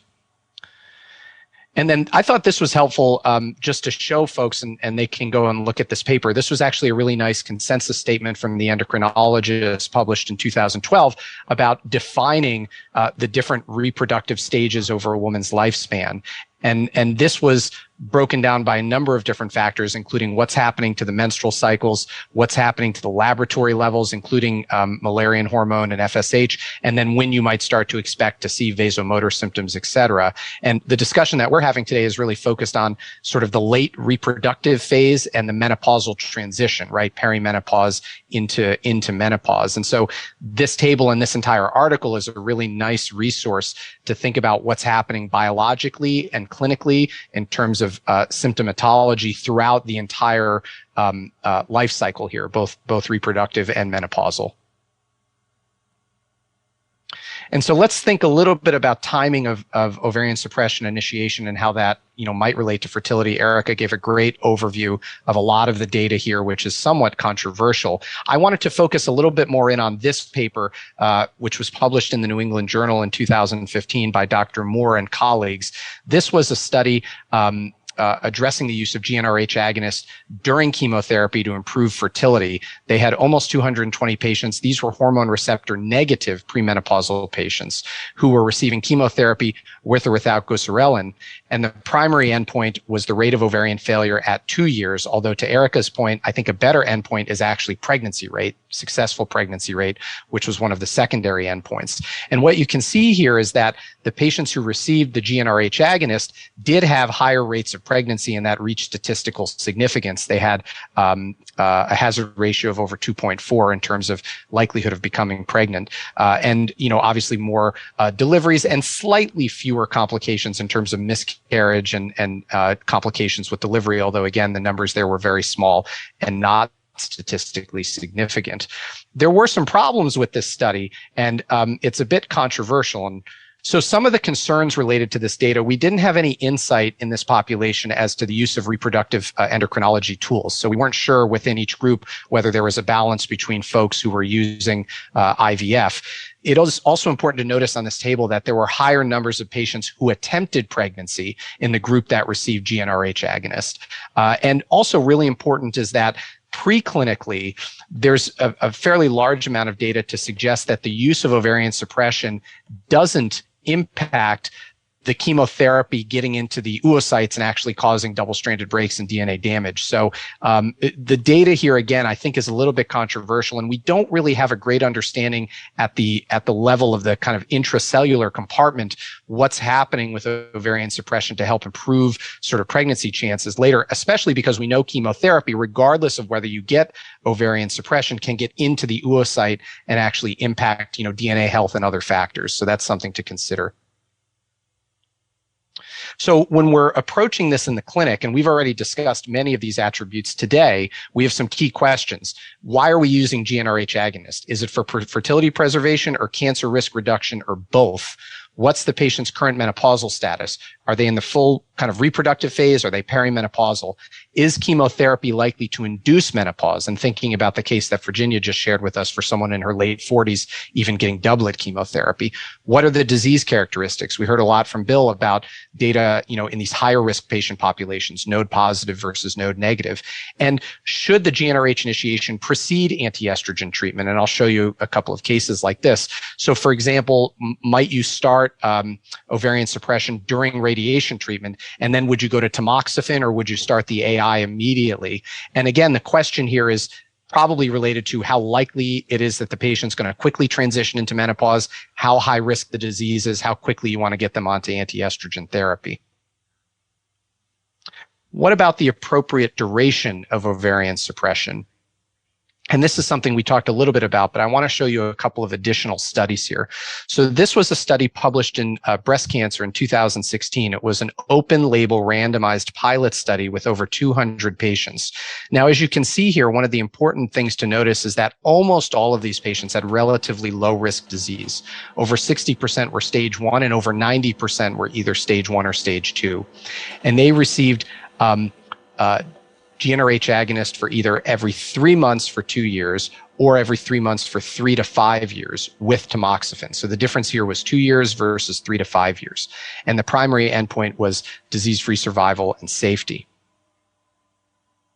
And what you can see here is that the DFS rates really did not differ at year 5 and year 7. So it was about 94% versus 92%. That's the difference between the 2 versus 3 to 5 years. And really even a little bit closer at year 7, less than a 1% difference. The overall survival rates were 100% at year 3 to 5 in both groups. But I would argue that, even though this study does give us some confidence that, using either 2 versus 3 to 5 years is okay, we really aren't getting a lot of insight into that high risk patient population that we've been talking about throughout the day. Remember, 90% of these patients were stage 1 or stage 2. So we don't really have a lot of confidence with this data in looking at your stage 3 patients, your node positive patients, the patients that you might be reaching for abemaciclib for, the patients with, potentially higher oncotype scores. But certainly for the lower risk patients, the duration 2 years versus 3 to 5 looks like it's very similar. And then this is data from the same paper, which I thought was quite nice, where they showed over time what happened in the 2-year group versus in the 3 to 5 year group as to serum estradiol level on the left-hand side and then bone health on the right-hand side. And as might be expected, in the 2-year group, we saw the estradiol level come up when the patients came off of their ovarian suppression. And also not particularly surprising, in the 2-year group, the bone health was tracking a little bit better over time. You can see those lines start to separate as you get out into the 3 to 4+ year range. On the bottom side of that figure are the patients who were on bone modifying therapy. So if they were being treated with something like zoledronic acid, there wasn't really a difference between the lines as we might expect. One of the reasons I think, despite the rise in estradiol, that you're seeing similar outcomes here is because A, we're using tamoxifen. So the tamoxifen is likely working for these patients regardless of what the estradiol level is. And 2, these are the low risk patients, right? So again, the patients with stage 1 or stage 2 disease. Here's another look at the ASTRA study that Bill showed us earlier. So I'm not going to spend a ton of time on this. This was published in JCO with, I think, an update last year. Randomized phase 3, almost 1,500 premenopausal patients under 45 years of age. They all received chemotherapy, stage 1 to 3. They all received 5 years of tamoxifen, and they were randomized to receive ovarian suppression for 2 years or not, with an improvement in DFS, as Bill showed us earlier, with a significant p-value and hazard ratio. The OS, we really didn't see as much of a difference here, with the hazard ratio crossing 1 on the right-hand side. And this was something that I was alluding to earlier that I thought was kind of interesting in the ASTRA study. Overall, you see the hazard ratio here, 0.67. But when you start to break it down by subgroup, you actually see that the women in the 40 to 45 range got relatively more benefit. You know, the hazard ratio is shifting over here to the left on the force plot, again, suggesting that maybe the best patients to think about the shorter duration of ovarian suppression, maybe the patients closer to perimenopause, right, coming into their mid-40s. The other interesting thing here is that in terms of HER2 status, and we talked about a number of cases today, HER2 positive, the benefit of the ovarian suppression seemed to be more in either HER2 negative or unknown. And in the unknown group, we'd expect about 80% HER2 negative statistically. So again, here, probably the ovarian suppression and the overall benefit on ASTRA is being driven by the women in their kind of early to mid 40s and being driven primarily by the HER2 negative patients as opposed to the very young women or the HER2 positive patients. So I just wanted to start with this first case, and this is a real patient that I've been taking care of now for about 4 years. 50-year-old woman diagnosed with a right-sided breast cancer. She was perimenopausal with irregular cycles when we met about 4 years ago. On MRI, she had about a 1 centimeter lesion on the right at 0900, no abnormal adenopathy. The biopsy was lobular. We spoke a little bit about this earlier, grade 2, strongly hormone receptor positive and HER2 negative. So she went ahead with the excision. It was an invasive lobular cancer, 1.1 centimeter, grade 2. 1 out of 2 sentinel lymph nodes had a macrometastatic deposit, so she was a postoperative PT1C, N1A. Now, we had extensive discussions around this time related to Oncotype use. The patient was very, very hesitant to think about chemotherapy. But we talked about limitations related to the RxPonder study. We talked about the RxPonder and the TAILORx data in perimenopausal or premenopausal patients and discussed that really the standard approach for a premenopausal patient or perimenopausal patient with node-positive disease is to offer chemo. But she was really adamant. I think an Oncotype had been sent by the surgical team. It came back in the low-risk range, not particularly surprising for a strongly hormone receptor-positive lobular cancer. And in that context, having good discussions, reading all the papers in clinic for RxPonder, opted to defer chemotherapy. So she went on with radiation, and I started Leuprolide monthly on her, followed by Letrozole, because again, we wanted to kind of maximize, anti-estrogen therapy for all the reasons we discussed earlier with a strongly hormone receptor positive lobular node positive breast cancer. Now, here's where it gets interesting. So about a year after starting treatment, and now she's about 52. She really felt strongly about stopping the ovarian suppression. She doesn't want to be on medication. She didn't like coming to clinic with any degree of kind of regularity. And I said, and she had an identical twin who was not on any medication, who had become menopausal. Her identical twin's menstrual cycles had stopped completely. So we were kind of tracking where her identical twin was and thinking about where she might be, which was an interesting aspect of this case. So she had no menstrual cycles or spotting while she was on ovarian suppression.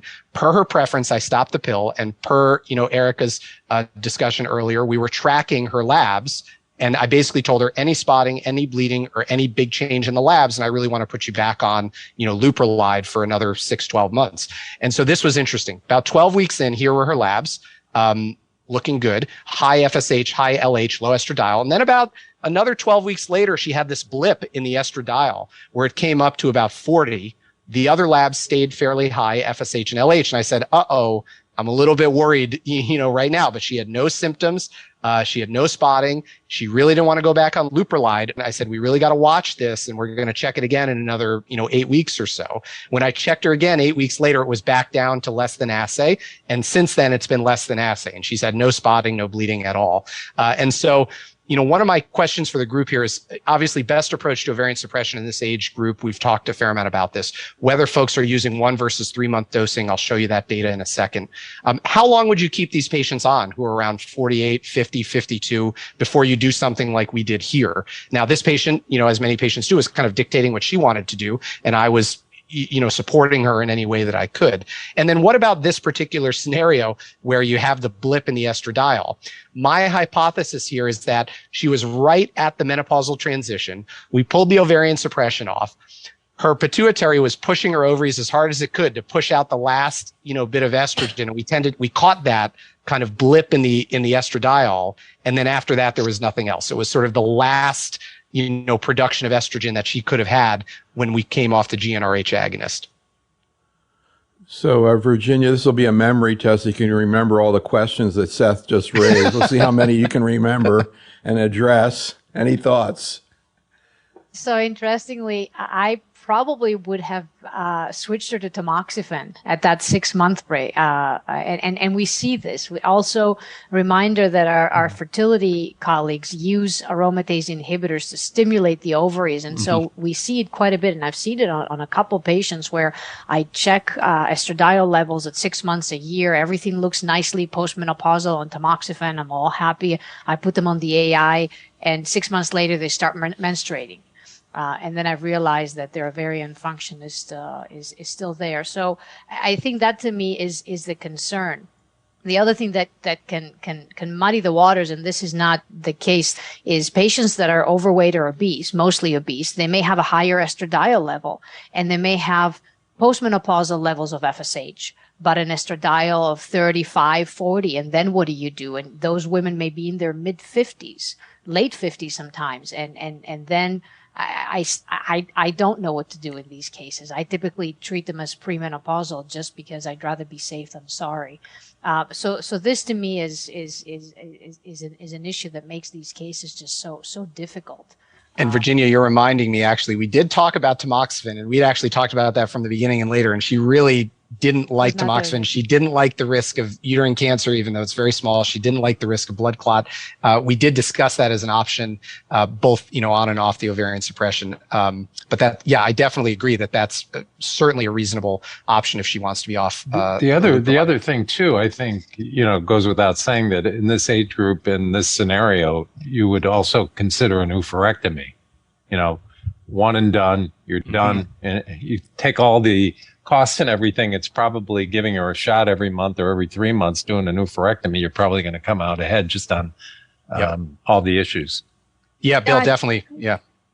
One other sort of trick of the trade that I've had is I've had a number of patients who have that blip that happens. And on further questioning, there are some supplements that people take that can artifactually increase estradiol. I mean, I say artifactually because it's not their own endogenous, but they're providing some form of measurable estradiol. And once the patient stops that supplement, the number goes back.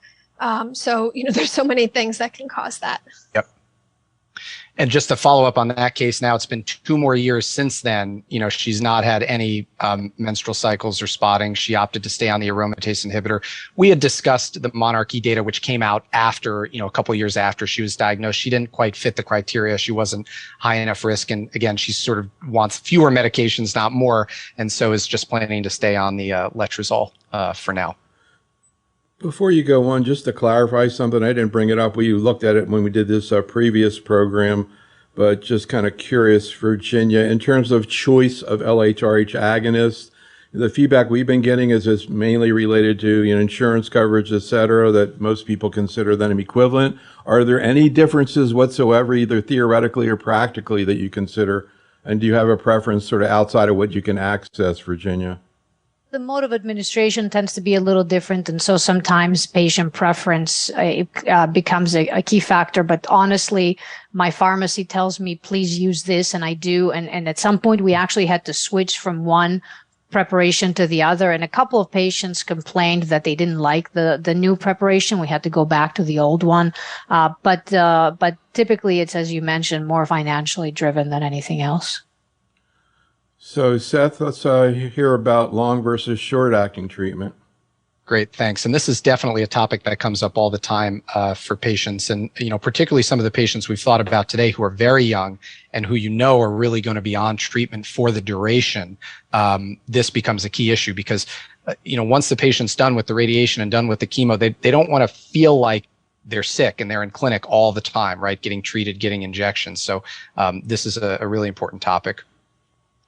So here's a study from Breast Cancer Research and Treatment in 2011. This was from Japan, multi-center, open-label, randomized premenopausal early breast cancer. They had just under 200 patients, and they were randomized 1-to-1 to goserelin, the 3-month dose versus the monthly dose.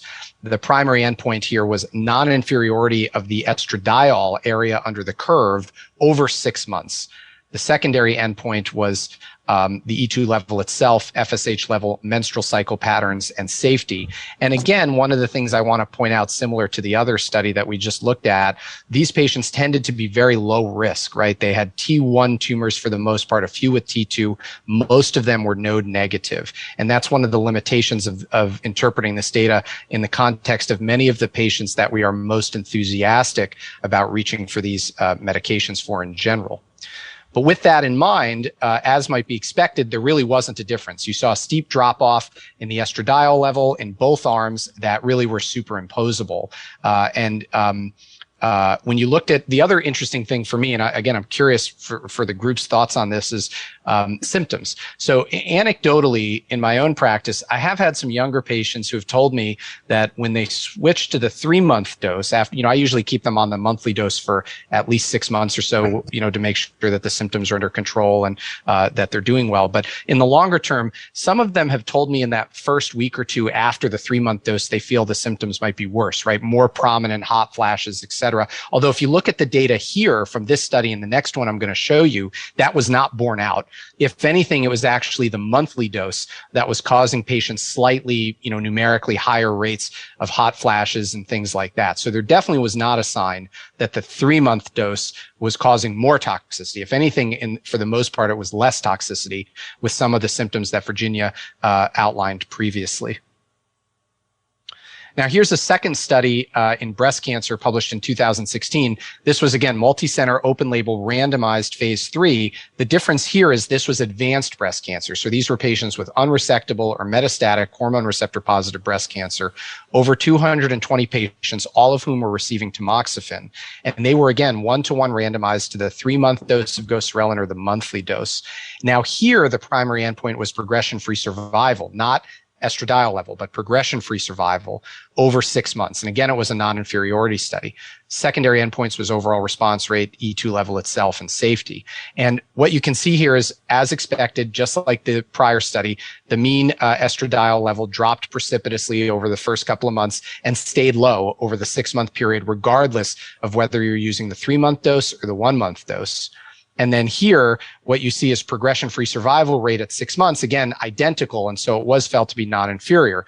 But again, I would highlight one of the big limitations of this study is you're looking at a relatively short time period. They're only looking at 24 weeks, 6 months of data.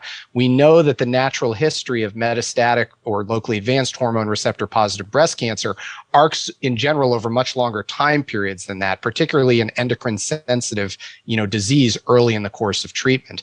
And so it's not particularly surprising that at 6 months there wouldn't be a difference.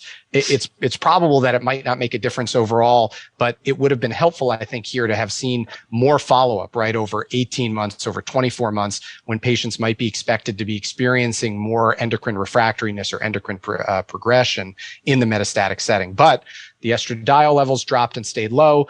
The response rates were similar. The PFS rate was essentially identical. And so that's some indication, at least over a 6-month period, that these two strategies don't really have any meaningful difference. And again, here's the toxicity data showing, despite my anecdotal experience, and I'd like to hear what the others think, that the monthly dose, if anything, was slightly worse, that there really wasn't a sign for more toxicity in the depot 3-month dose as we might intuitively expect. And so I wanted to end on a case that I think pulls together a lot of the themes that we've been talking about, from all of the talks today. But actually, before I do that, Neil, I'm curious, does anybody else feel that there's a subjective difference in toxicity in their own practices between the 3-month versus the monthly dosing? Because I was a little surprised by those two papers when I was getting this ready. I personally haven't. The only thing that sometimes happens is that 2.5 to 3 month women, especially the younger women, may start feeling like maybe they're going to start menstruating. And that tells me at 2.5 months, they have to come to my office and get hormonal levels checked. So that breakthrough rate toward the end, I always worry if the patient tells me the hot flashes get a lot better in the last 2 or 3 weeks, you say, okay, that's good, but I'm actually a little worried about, what your estradiol level's doing there. Yeah, like Virginia, I actually rarely use 3-month depot injections, but I certainly have patients who will say just towards the time when they come in, it feels to them like it's wearing off. So my preference is to do monthly. And I think pretty soon we're going to have the ability for patients to do monthly injections at home, which would dramatically improve, convenience for them. And we too typically do monthly rather than 3. Mm-hmm. Great. So the last case here, a 40-year-old woman diagnosed with a left-sided breast cancer. She was premenopausal with regular menstrual cycles, G2P2. She had an extended prior history of oral contraceptive use, none currently, no future interest in fertility. She had diagnostic breast imaging with a 5-centimeter lesion on the left, plus clearly abnormal adenopathy on exam and on imaging. Staging scans were negative. Germline testing was negative, including BRCA. She had a core biopsy with a grade 3 invasive ductal carcinoma, ER/PR strongly positive, HER2 negative. We gave her preoperative dose-dense ACT, and then she had a bilateral mastectomy with residual invasive ductal carcinoma. There was a response. The tumor had shrunk from over 5 centimeters to about 3.5 centimeters with only 30% remaining cellularity. She did have 5 out of 10 regional lymph nodes that were positive, again with treatment effect. So she was a YPT2N2. She got post-mastectomy radiation therapy. We started monthly Leuprolide during radiation treatment for her, and then subsequently initiated letrozole. She continued with the monthly ovarian suppression. We initiated abemaciclib after, probably 6 to 8 weeks on the adjuvant AI, after we had confirmed that she was tolerating it well. And then we subsequently initiated bone-modifying therapy with zoledronic acid per some of our prior discussions. So she, once we got, I sort of described this to patients as like getting to cruising altitude, right? We're getting from 10,000 feet to 20,000 feet to 30,000 feet. We're layering these things on, one at a time as we get, finished with the chemotherapy. Once we got to that cruising altitude for her, she was, fairly stable, occasional hot flashes, mild arthralgia, occasional loose stool on, she was at that time on monthly Leuprolide, letrozole, 150 twice daily of abemaciclib, and every 6 months zoledronic acid. She, after 6 months, wanted to consider transitioning to the longer acting Leuprolide dose, and that kind of allowed us to synchronize things where she'd come every 6 weeks to just get her lab check on the CDK inhibitor, and then every other visit would get a shot, so she wasn't coming every 4 weeks. And then after about 1.5 years of treatment, per Bill's point, she's sick of coming in to see us all the time and getting shots, so she had her ovaries out in that second year, and her plan has been to continue on extended duration letrozole. She completed 24 months, recently of abemaciclib therapy. So I thought this case kind of pulled together a lot of the highest risk features of many of the things we had talked about throughout the afternoon today. And my questions for the group on the bottom, just thinking about, for this younger group, how are people integrating these treatments? Do they do it the way that I've done it here, kind of in a stepwise fashion where you're doing one thing at a time and then seeing how they're doing for a period of weeks? What are the thoughts on when to go for a nephrectomy? I always tell patients, I like to start with something like Leuprolide monthly for 3 to 6 months because we can stop it. Whereas, once you go to surgery, you can't obviously reverse that. And then how are people integrating the CDK inhibitor? If you look at Monarch-E, they let people come in, I think, for up to about a year after, their initial treatment. I tend to, again, I don't want to throw everything in all at once because then it's hard to tease apart kind of what's causing what in terms of side effects. But, just curious for the group's closing thoughts on what would be really one of the highest risk, type patients we would run into here. Erica? Yeah, so, Seth, I totally agree. An N2 patient after preoperative chemotherapy is our, high-risk patient where we really want to offer every single, as we might say, kitchen sink item available. I like your analogy of reaching cruising altitude. The one I tend to use is wading into the water, and that we just want to take it step by step. Adherence is so important here. So we want to make sure the patient can tolerate each step in the process before adding in another layer. Particularly, I think it's so important to confirm adherence to oral endocrine therapy before we add something. I agree that, as Bill had brought up, this is a great patient to consider an oophorectomy. We never want her to be premenopausal again, but we don't want to do it until we feel confirmation that she can tolerate the side effects and she's used to it. So, I after a few months, I'll bring up the topic and often have them have a consultation with gynecologic oncology to start thinking about it and thinking about when it's going to make sense for them. But, I do think given her risk, she needs all of these different modalities. Anything you want to add to that? You have this sort of a practical conclusion here. Anything there you want to comment on, Seth? Yeah, thanks. I just wanted to close by, summarizing in terms of defining and assessing menopausal status. We really need to look at both clinical features, how long they've had amenorrhea, what their age, prior menstrual history, and then thinking about laboratory assessments. We typically use estradiol and then FSH and LSH. Thinking about timing of ovarian suppression initiation, we have to think again about where they are clinically, age, and menopausal status. What are our goals in integrating that ovarian suppression? What are the clinical risk features? And, Erica gave a great overview of the relationship between using ovarian suppression and fertility preservation, and that's something that we need to think about. And it's a relatively easy and low-risk tool that we can use, but we have to understand the limitations of that data. Thinking about appropriate duration, this is really a personalized, very careful, patient-centered decision-making. We need to think about clinical and laboratory monitoring for these patients. And then long versus short-acting, the data that I showed you suggests similar impact, but those studies were limited based on, the cohorts that they used and based on the endpoints and the duration of follow-up. And this really depends a lot on age preference, how long we're going to use ovarian suppression, who might want to go for BSO versus who wants to stay on medication. And with that, I'll conclude my section there. Thank you. Awesome. So there's just a couple more things I kind of wanted to run by you. Our crack scientific team saw this presentation, I guess, a couple weeks ago at the national meeting. Basically, it's just looking at whether or not the impact of using a non-abdominal site makes a difference.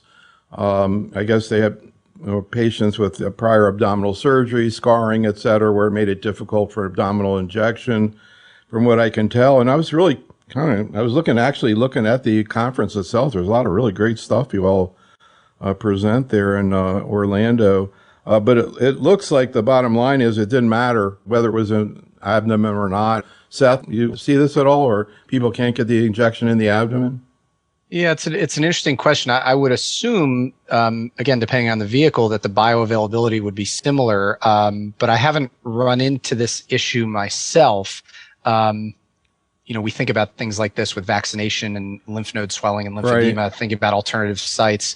I think it would be helpful to, if patients are uncomfortable with that, or let's say they're taking some other thing, right, that's limiting your ability to inject in that area. It would be nice to have data suggesting that it's okay to do it in other areas. I think it would make sense that it would be biologically. I have actually done this, and I did it because a patient had a flap, came to clinic, and the nurses tried to access her abdomen, and she started screaming, saying, "Nobody's touching my abdomen." And so the nurses called me, and I said, "Well, do it in the leg. There's subcutaneous tissue there." They said, "Well, that's not what the package insert said. We're not doing it." So I actually had to go back to the treatment room and do it myself. because the nurses would not want to do that. But a reminder that we do this with subcutaneous trastuzumab, and the data actually suggest even more bioavailability if it's done in the leg than done in the abdomen. Interesting. So a couple other things. I'm going to come to Erica first for this next question. Just reflecting back on this decision and also thinking about some of the patients that we've talked about, including patients who are very, very interested in details about this topic. And we just spent 2.5 hours talking about a pretty narrow topic, but there's a lot of good content there. And I guess my question is whether you're aware of any efforts in terms of patient education that are particularly innovative or different.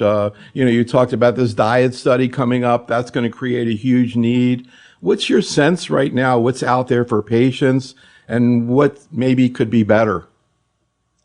I think it's a really interesting question. And, like so many of us, our patients are social media users, and, they're on their phones, and they're not necessarily looking for long form knowledge, and lengthy things, podcasts, that's always, of interest. But, I think people like little bites. So, a quick video on, Instagram or TikTok, that you can watch quickly while you're on the train or, listen to it.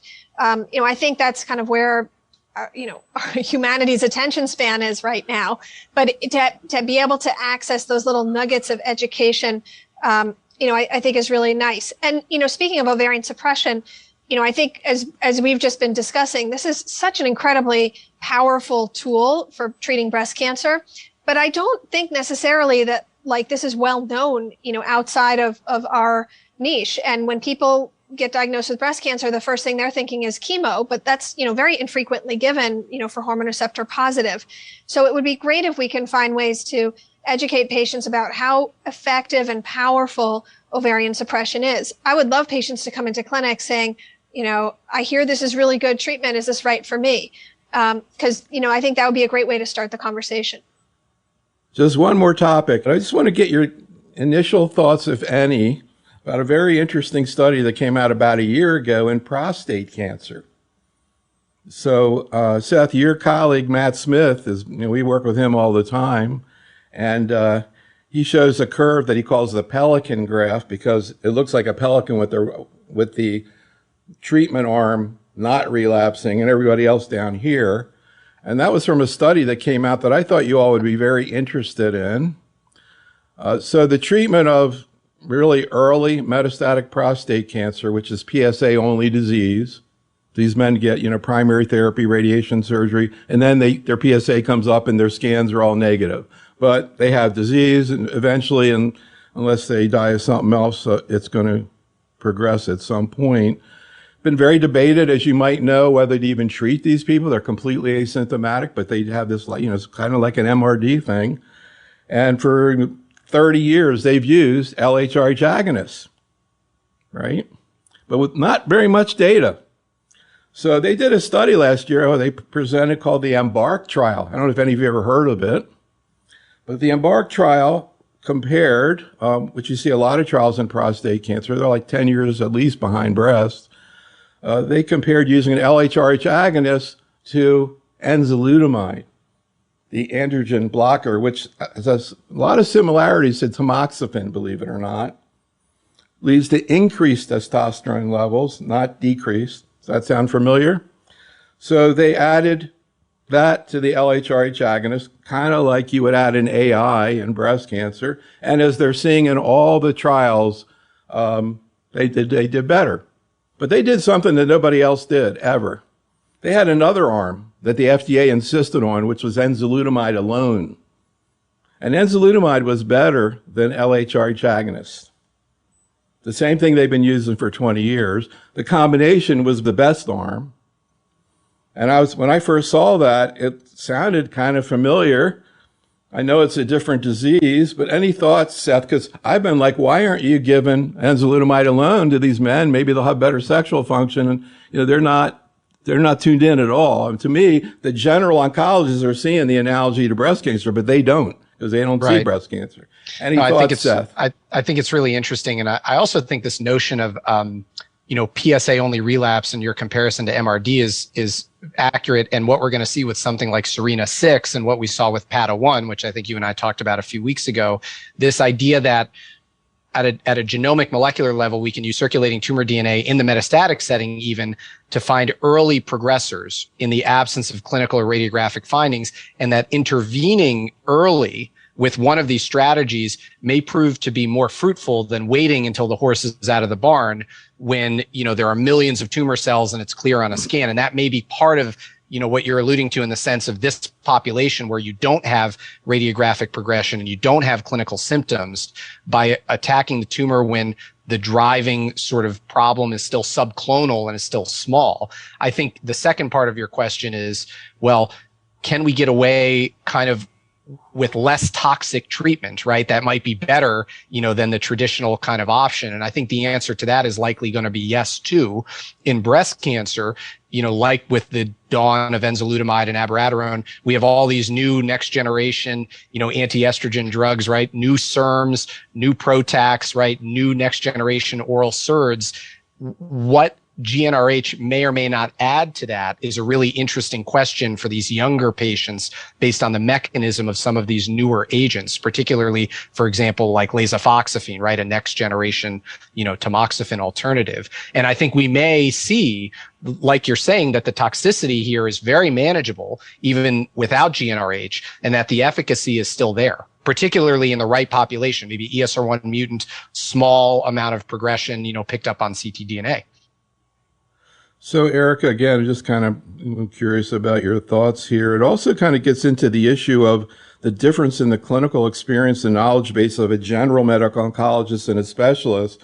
With the tumor agnostic approval of TDXD, we're out there talking about HER2 to, GU, GI, everybody, and they don't have a clue. Nothing. ILD, acute side effects, and the general oncologist knows all this. So they have a different perspective. Again, just kind of curious what your thoughts are in terms of, how, a general medical oncologist looks at breast cancer and sees it in the context of everything else. Any thoughts about what I told you about prostate cancer, Erica? Yeah, I'm so amazed by how much knowledge my general oncology friends manage to keep in their heads at one time, because we all live in our little silo of breast cancer and try to learn as much as we can from our colleagues, but it's not the same as seeing all these patients and changing in each room that you go in what you're thinking about. I think what interests me about that study is what you said about how the third arm is mandated by the FDA. And, the FDA is really doing a very interesting job now with this program called Project Optimus that's trying to make drug development be mindful of dosing and thinking about, why do we pick certain doses? Why are we picking doses that are just below the dose that makes everyone sick? Can we get the same benefit from a lower dose? And, forcing companies to add extra arms into studies or even do entire studies to do dose finding. And, I think that's incredibly helpful. The folks working at the FDA now are, they're clinicians themselves. And, I think they've been really mindful about what sort of ways do they interact with industry to make sure that decisions moving forward are patient-centric. So, I think a study like that's really demonstrating that you get a lot from a drug and you don't necessarily need to use the old drug. That's fascinating.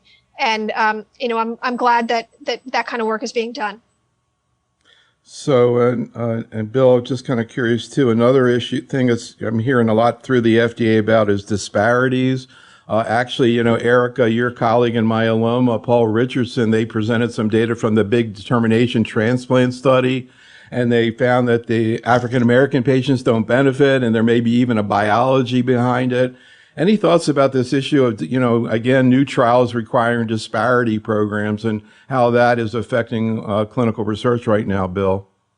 Well, I think people have recognized for a long time that there are differences not only in outcome, but the effectiveness of therapy across different populations. We knew that with looking at Asian populations versus those in the U.S.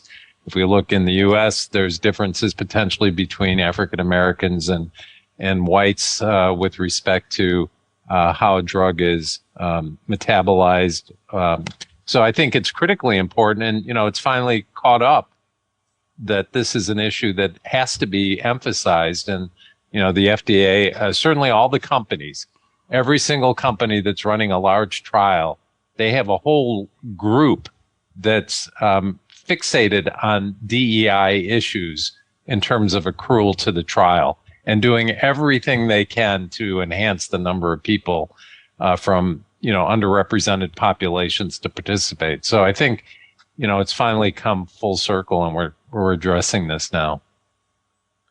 Any final comments, Virginia? Actually, I asked Dr. Richardson, they somehow got 20% of patients in this phase 3 trial who are African American, how he did it, what the key was. And he said the key was to get African American oncologists interested in the trial, which I thought was very interesting. Any final comment on this topic, Virginia? I think it's also important to where you're opening the clinical trial. If you open the trial in Asia, you're gonna have Asian patients. If you open the trial in San Antonio, we have 60% Hispanic patients. And one of the things that these companies are gonna need to do a better job with is opening it in different sites they're not used to working with. And also understanding that a lot of these women are going to need support. You can't go to clinic 5 times a week because the study decided to do that, because they have kids to take care of, they have family members to take care of. So you have to make it easy for them, bring the study to them, not expect them to come in. And COVID helped a little bit with this, but we definitely need to do a better job because we're not doing as good a job as we should. So final comment, when you said San Antonio, I just flashed on Ruben Mesa, who we work with so many times over the years. He just moved out of San Antonio. But Erica, I just, and we did a program with Ruben a few weeks ago, and getting back to your diet and exercise thing, he had a paper, they did a paper in people with myelofibrosis to evaluating a strategy. I'm going to tell you what it is to see whether it affected symptoms. It was just after 2 big ASH phase 3 trials showed that adding a drug onto ruxolitinib did not improve the patient's symptoms because ruxolitinib was so good. But Ruben had a trial where he showed an intervention that did work. Randomized trial, not phase 3, it was small. Mediterranean diet. Low fat, low meat, a lot of vegetables, and literally their symptom score, it dropped significantly, where the new drugs didn't do that. So that's why I'm excited about diet, or part of it anyhow. Yeah, that's great. No, I think that's super interesting. Our patients, I think we all encourage them to eat healthy diet, although we also spend a lot of time counseling about not eating wacky diets, which is sometimes what we encounter. But, I think the focus on exercise and weight loss is really where the field is going. Well, they actually believe that the diet is anti-inflammatory. I don't know exactly what that means, but I guess to be continued. We have data actually long time ago. My dad's a rheumatologist and we're Greek. So we actually have data looking at rheumatoid arthritis and olive oil, and it is anti-inflammatory. So yes. Especially if you have it while you're in Greece. Mediterranean diet. Even better.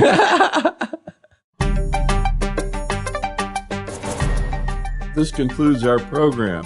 Special thanks to the faculty, and thank you for listening.